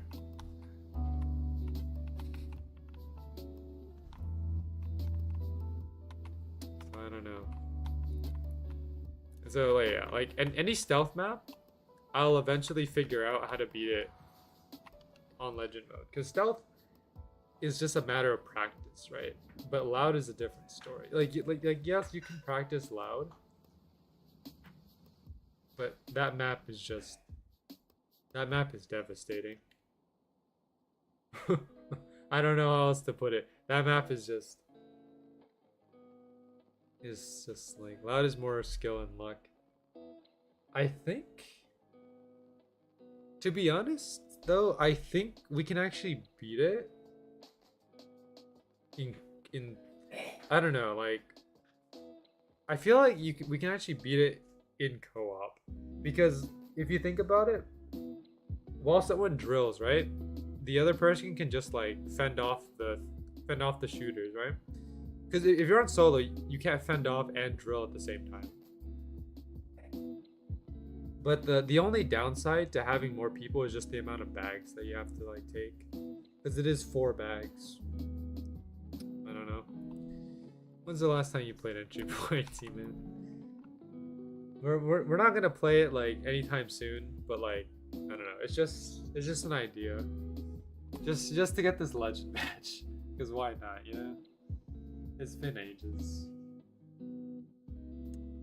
Entry Point was an insane game. I think it's officially done now. I don't think there's any more updates, but I'll never forget.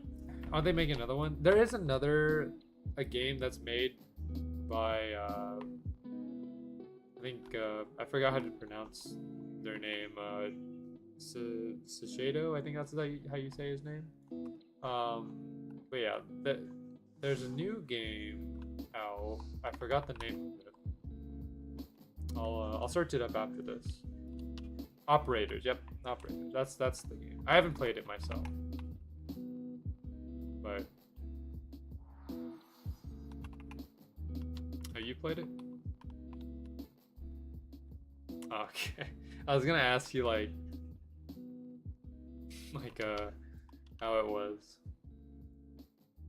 Operators.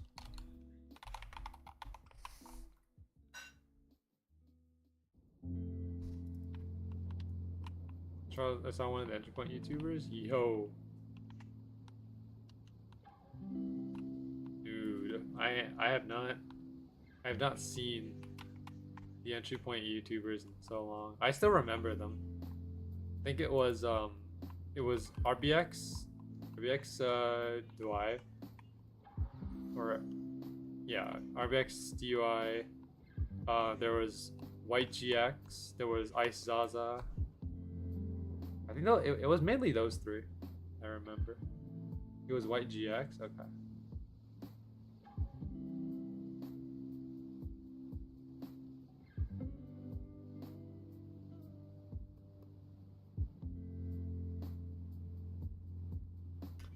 Man, where did they go?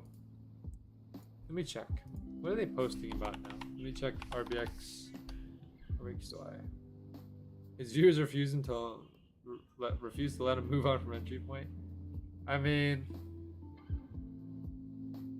yeah.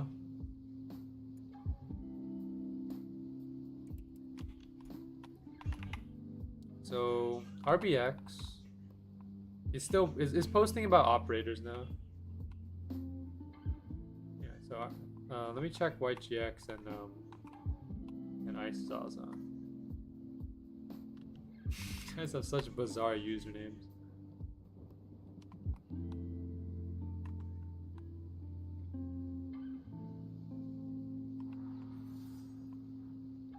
Alright, no drops so far. Seems like the Chaos Plate Mail is what caused us to, or is what took our luck. Let me see. Ice Zaza is playing brick battles or battle bricks. And then white GX is playing operators. Interceptor? What is this? Hold on a second. Entry point 2.4 interceptor? What is that? Whoa. Hold on. Hold on a second. What is that? What is interceptors?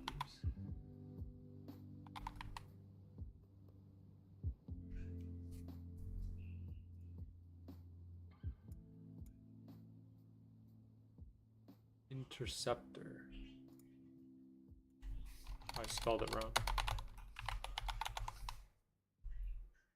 Oh, yo, what is this?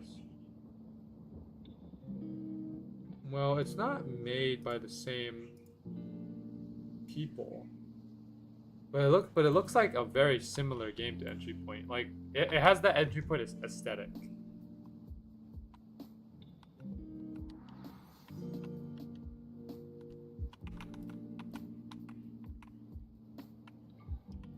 Play as an adaptable hacker who has been held captive inside a private military site. Break out and traverse through the surveyed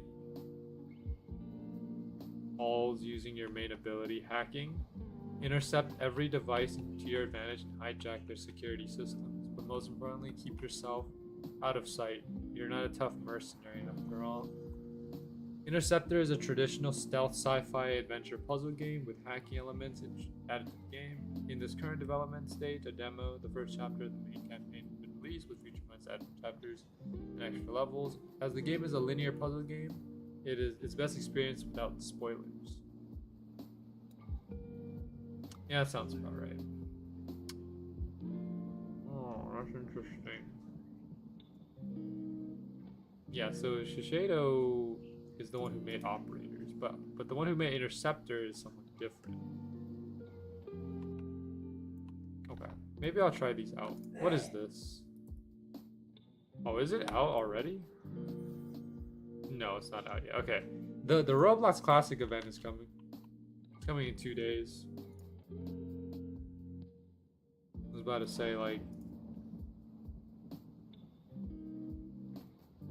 already off to a bad start. Let me see here. Rediscover the world of Classic. Join us on an unforgettable journey as we celebrate our rich lore during the Classic from May 23 to May 28. Jump in today and seize your rewards. Complete quests, earn tokens. Earn tokens by completing in-game experiences. No, in-experience challenges and exchange them for avatar items. Find the ticks. Collect ticks hidden across participating in experiences and redeem them for hub exclusive rewards. Classic takes over the hub. Brace yourself for a blast of nostalgia and step into a throwback world full of classic favorites. They're using R15 in the trailers. Oh. Dang. Okay, I mean... Okay, when they say hub, it makes me think of the hunt again. Are they doing another hunt? Is that how it works? What's going on here? So, how do I complete... Okay, here it is. How do I complete the classic event? Go to the classic hub. There are 2 ways to earn rewards in the classic. Complete quests in each experience to earn tokens. Find hidden ticks located within each of the participating experiences. The more tokens and ticks you collect, the more prizes you can unlock in the hub. Okay, well, it probably is another one of those hunt experiences. Because, like, it says complete quests in each experience. And find hidden ticks located within each participating experience. That sounds like another, like, hunt game. They're just gonna put a bunch of games around the center. You go into each one and then do whatever task to get tokens, and also try to find the ticks. Okay. Sure. I mean, look, classic Roblox. I mean, I think this is something that people would want, though. You know, like, I don't think anyone really wanted the hunt, but people like classic Roblox because, like, that's nostalgia. That's what people started with. I started with classic Roblox back in 2010. I was like 2010. Yeah, that was the first time I touched Roblox or made my account. 2010. That was crazy. I think 2016. Roblox is a classic version. Yeah, that makes sense. I think it's the one before, like, they start introducing all the complex stuff like R15, premium, like before all that happened. Yeah, 2016 might be the one. But then again, like, I don't know. They have the noob avatars out though. That's cool.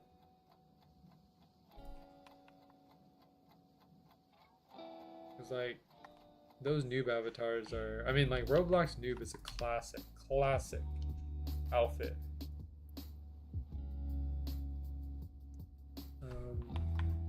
The yellow tone with the blue torso and like light green legs. Pretty funny. I mean, I'll take part if it means getting like limited rewards. I'll take part.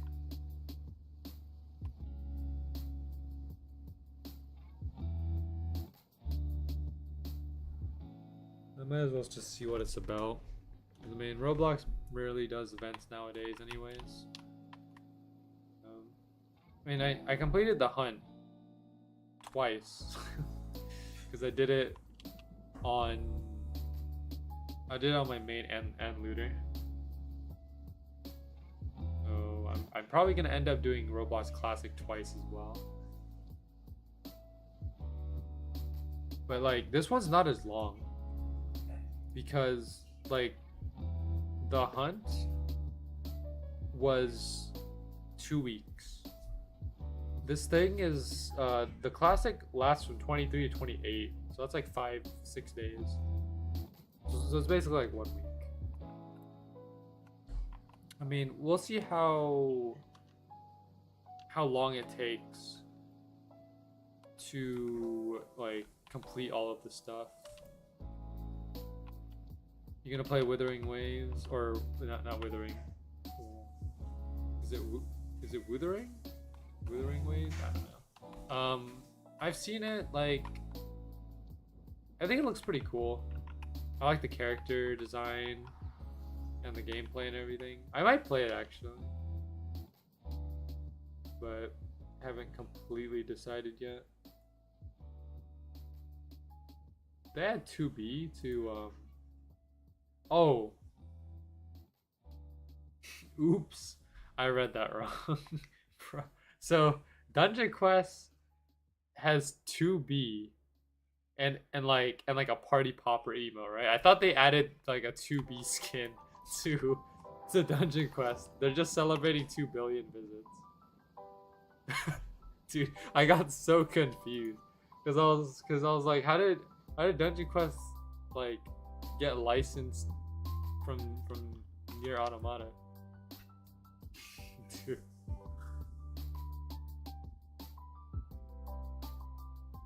That is crazy. 2B and DQ? You imagine.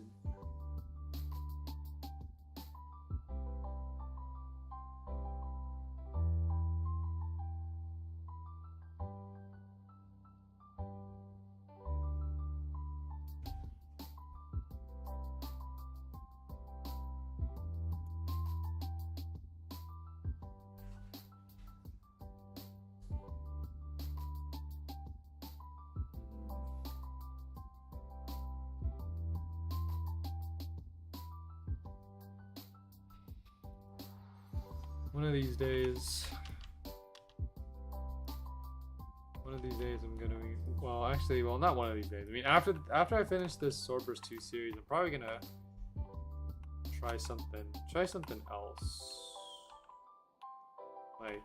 I'm probably not gonna stream Swordburst for a while, unless there's like a big update on Swordburst. Like after I finish this series, because I mean, this is gonna be a long series. It's gonna last for. I mean, we're almost 200, so we're pretty much almost halfway through it. How do you finish? So you finish. So I finished by getting. I want to say that the challenge is finished when I get max level, a tier 3 burst, and like a burst shield. I want to say that like that's when everything is finished, but it might not turn out that way.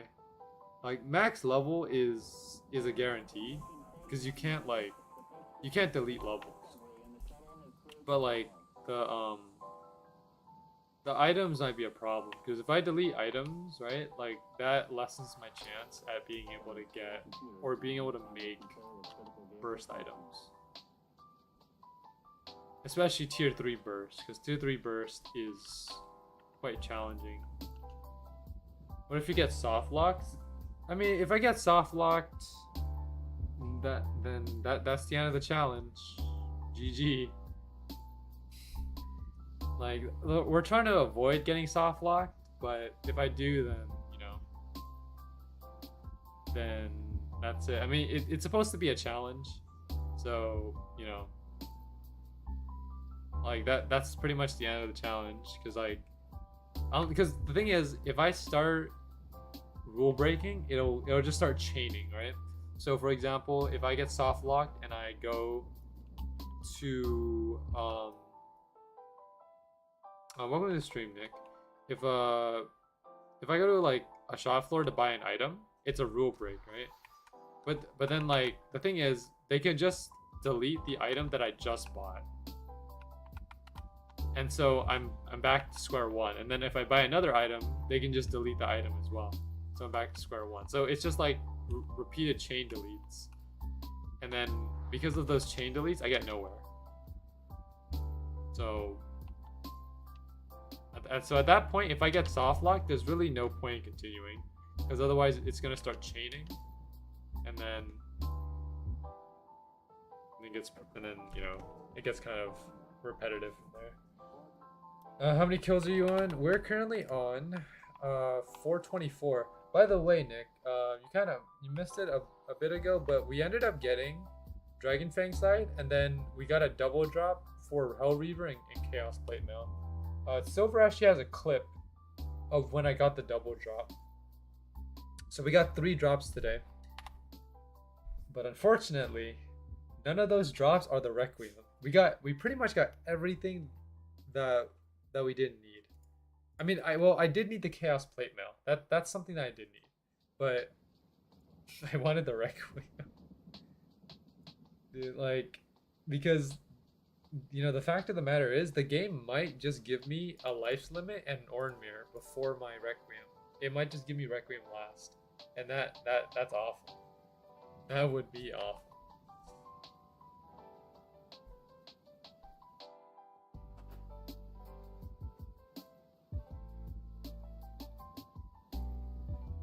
but we'll see. We'll see if that happens to be the case. I mean, let's see. Oh yeah, Nick, if you haven't voted yet, you can also put your vote in, because I mean the vote's at a stalemate right now. So, and we're almost done with the stream. We have another 16 minutes to go. So, if you want to put your vote in on something, go for it. Yeah.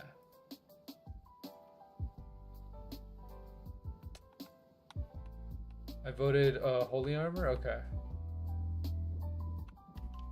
Someone's gonna break the vote eventually.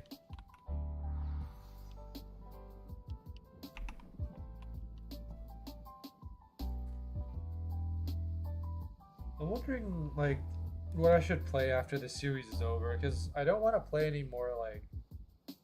Okay, so, like, after I finish this, right? I don't think I should play any more RPGs that are like Swordburst, because otherwise it's too similar. I should probably play something like that's different. Have you tried Type Soul? You know, I remember telling you that like I was gonna try it. It never happened, honestly. But yeah, maybe I could do a stream on Type Soul, because I think a lot of people would actually watch it, because a lot of people play Type Soul, right? And they want to see like how I would play it. So that's probably a good idea.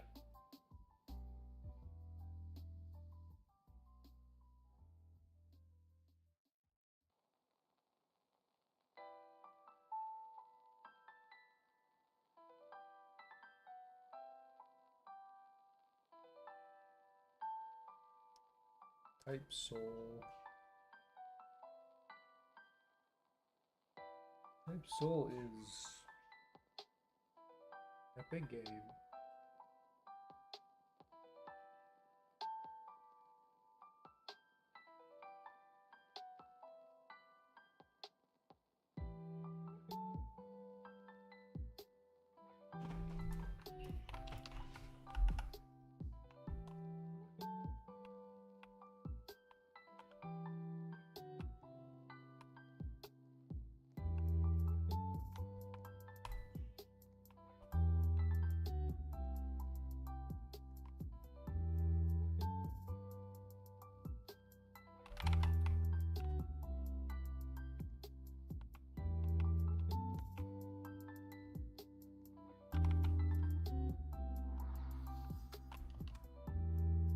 Does Roblox have any good detective games? I don't know. I'm in like that detective craze right now. Ever since like discussing that detective game, I've just been in this one Sherlock Holmes craze.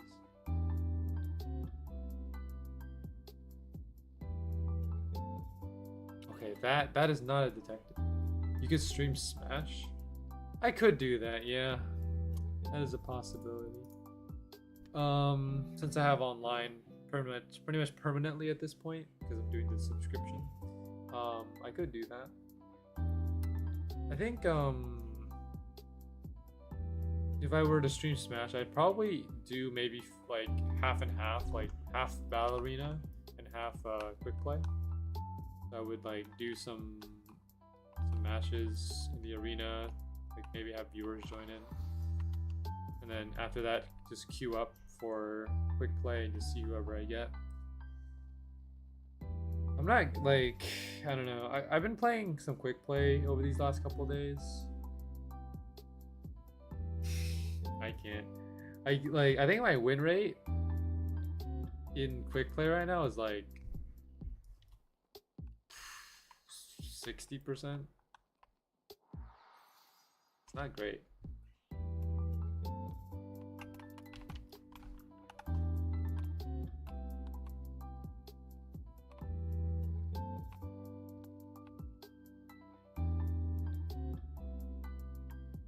Would find a way to get a negative win rate.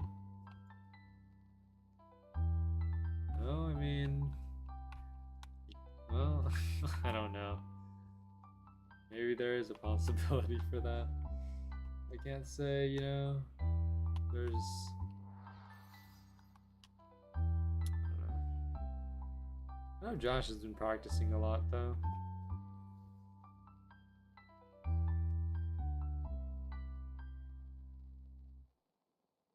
Like the way that I learned how to play Smash is very flawed. I don't recommend anyone do what I do if they want to get better at Smash, because I'm what you call a level 9 trained player, where like I train myself how to play Smash against level 9 bots, and doing that is not a good idea because if you train with level 9 bots, you get this playstyle that's very wacky. Because like when you play, like, because the thing is, when I play, right, I play like I'm playing against a bot and it doesn't work because players don't play like bots, right?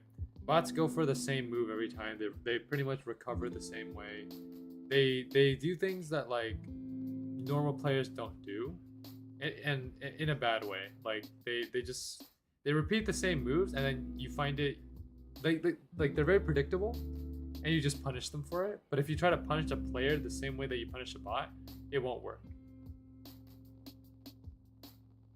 So the best way to train to get better at Smash is to train with other people, because that way you actually learn how to play against players instead of learning how to play against bots.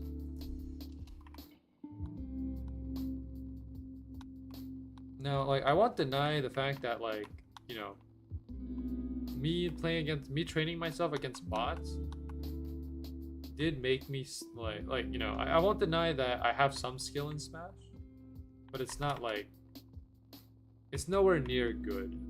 Like, I wouldn't say I'm good at Smash. I would say I'm pretty decent, but not good. Got another legendary crystal. Woohoo!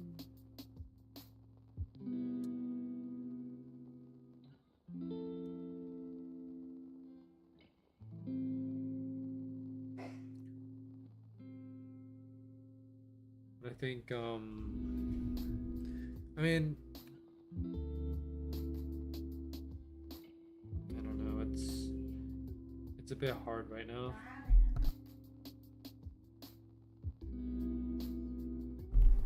I think like, because of the way that I train myself to play Smash, it's very difficult to out-train myself. So basically what that means is, like, you know, when you're trying to get better, you learn new things, right? Like, you learn how to recover better, you learn how to do your combos, how to like play neutral better. But because of the way that I trained, I'm very, like, it's hard to do new stuff because the way my mind works is like I'm stuck on the playstyle that I learned when I trained.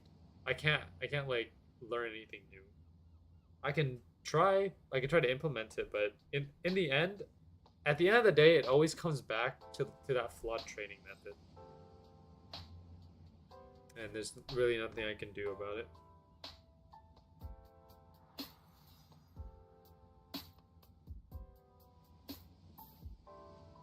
But it's okay, because I don't know. Do you think fighting an amiibo would be a good way? Amiibo in a way is also like a bot. Like, I would say an amiibo is just basically a better bot. You can train off an amiibo, but at the same time, it's basically the same. It's the same thing as training off a level 9 CPU.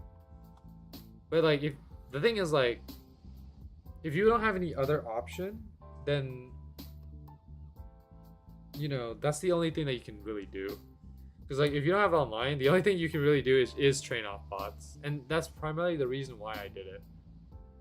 Because I had no online. Because online was, at least for me, like, I didn't want to spend money to get a subscription for online. So all I did was I learned off of bots. And that's how I play Smash.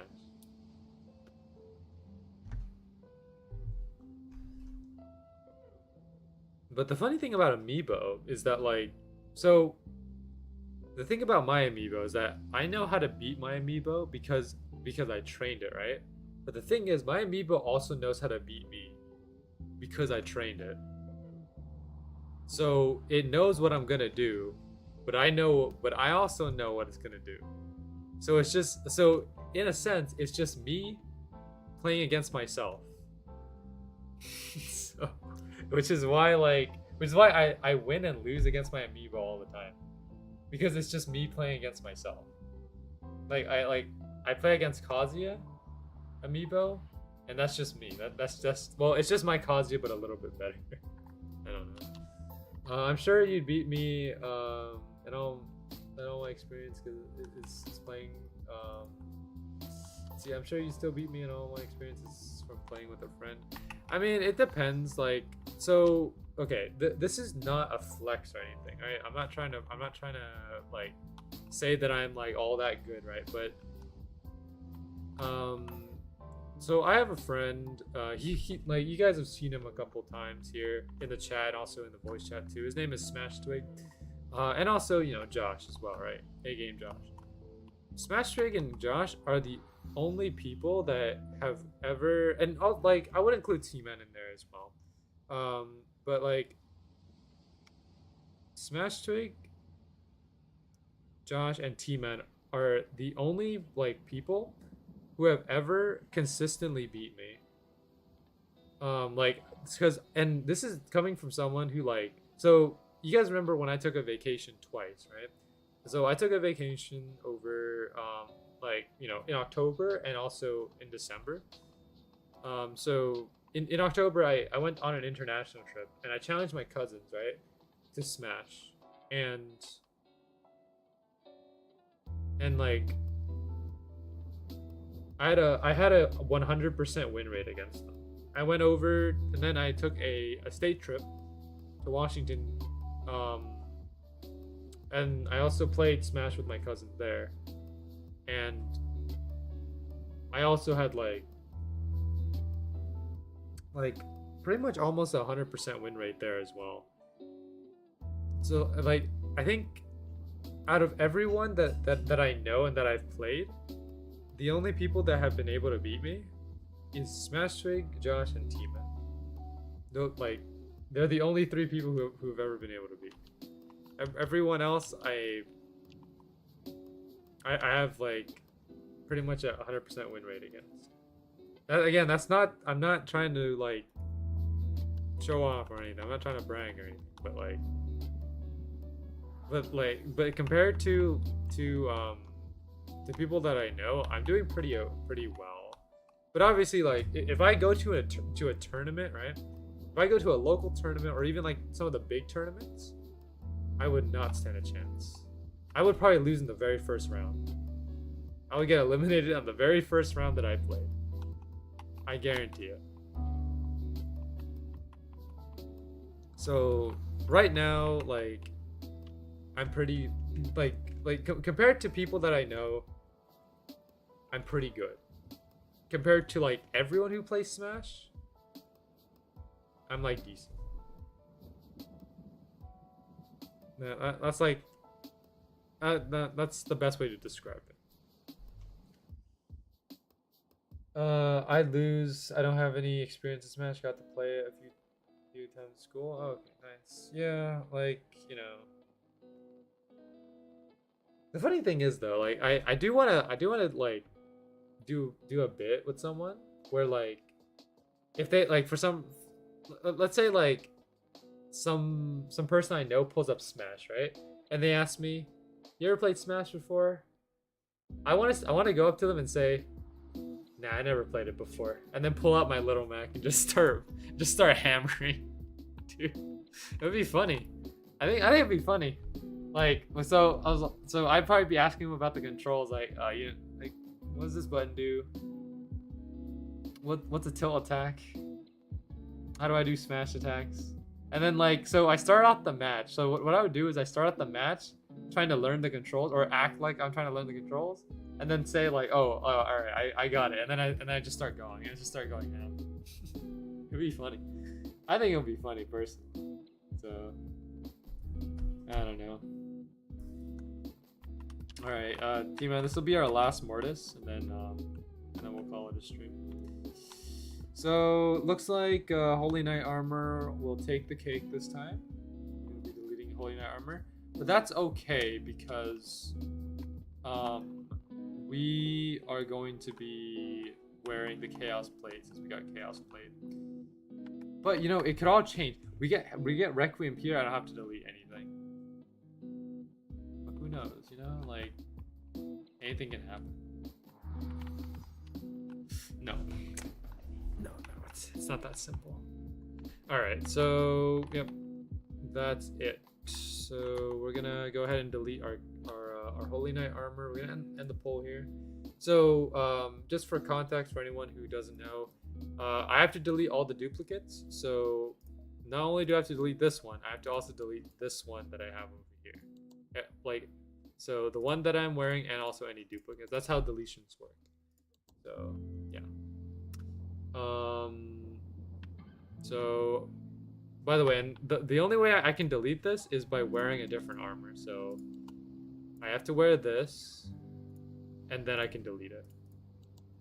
There we go. So that's not a rule break. Just to clarify, I have to wear a different armor in order to delete the other armor. So yeah. But hey, but look, you know what? We look pretty drippy right now. We're epic. Do we want to do one more? Let's do one more. Why not? Let's do one more. Just to see. It'd be funny if we get Requiem on the next one and then me deleting the Holy Knight armor for no reason. Oh man. I doubt it though. I doubt we'll get Holy Knight armor. Or not Holy Knight armor. We'll get Requiem on the next one. No way. Impossible. No shot.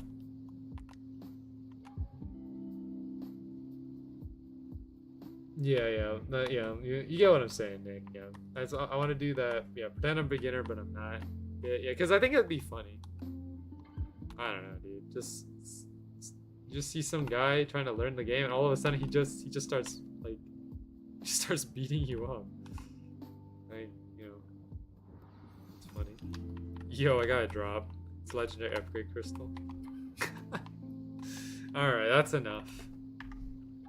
Alright guys, well, if you guys enjoyed the stream, make sure to like, comment, subscribe. Want to see some more Swordburst 2 or more of the Swordburst 2 Road of Despair series, make sure to let me know in the comment section, live chat, Discord server.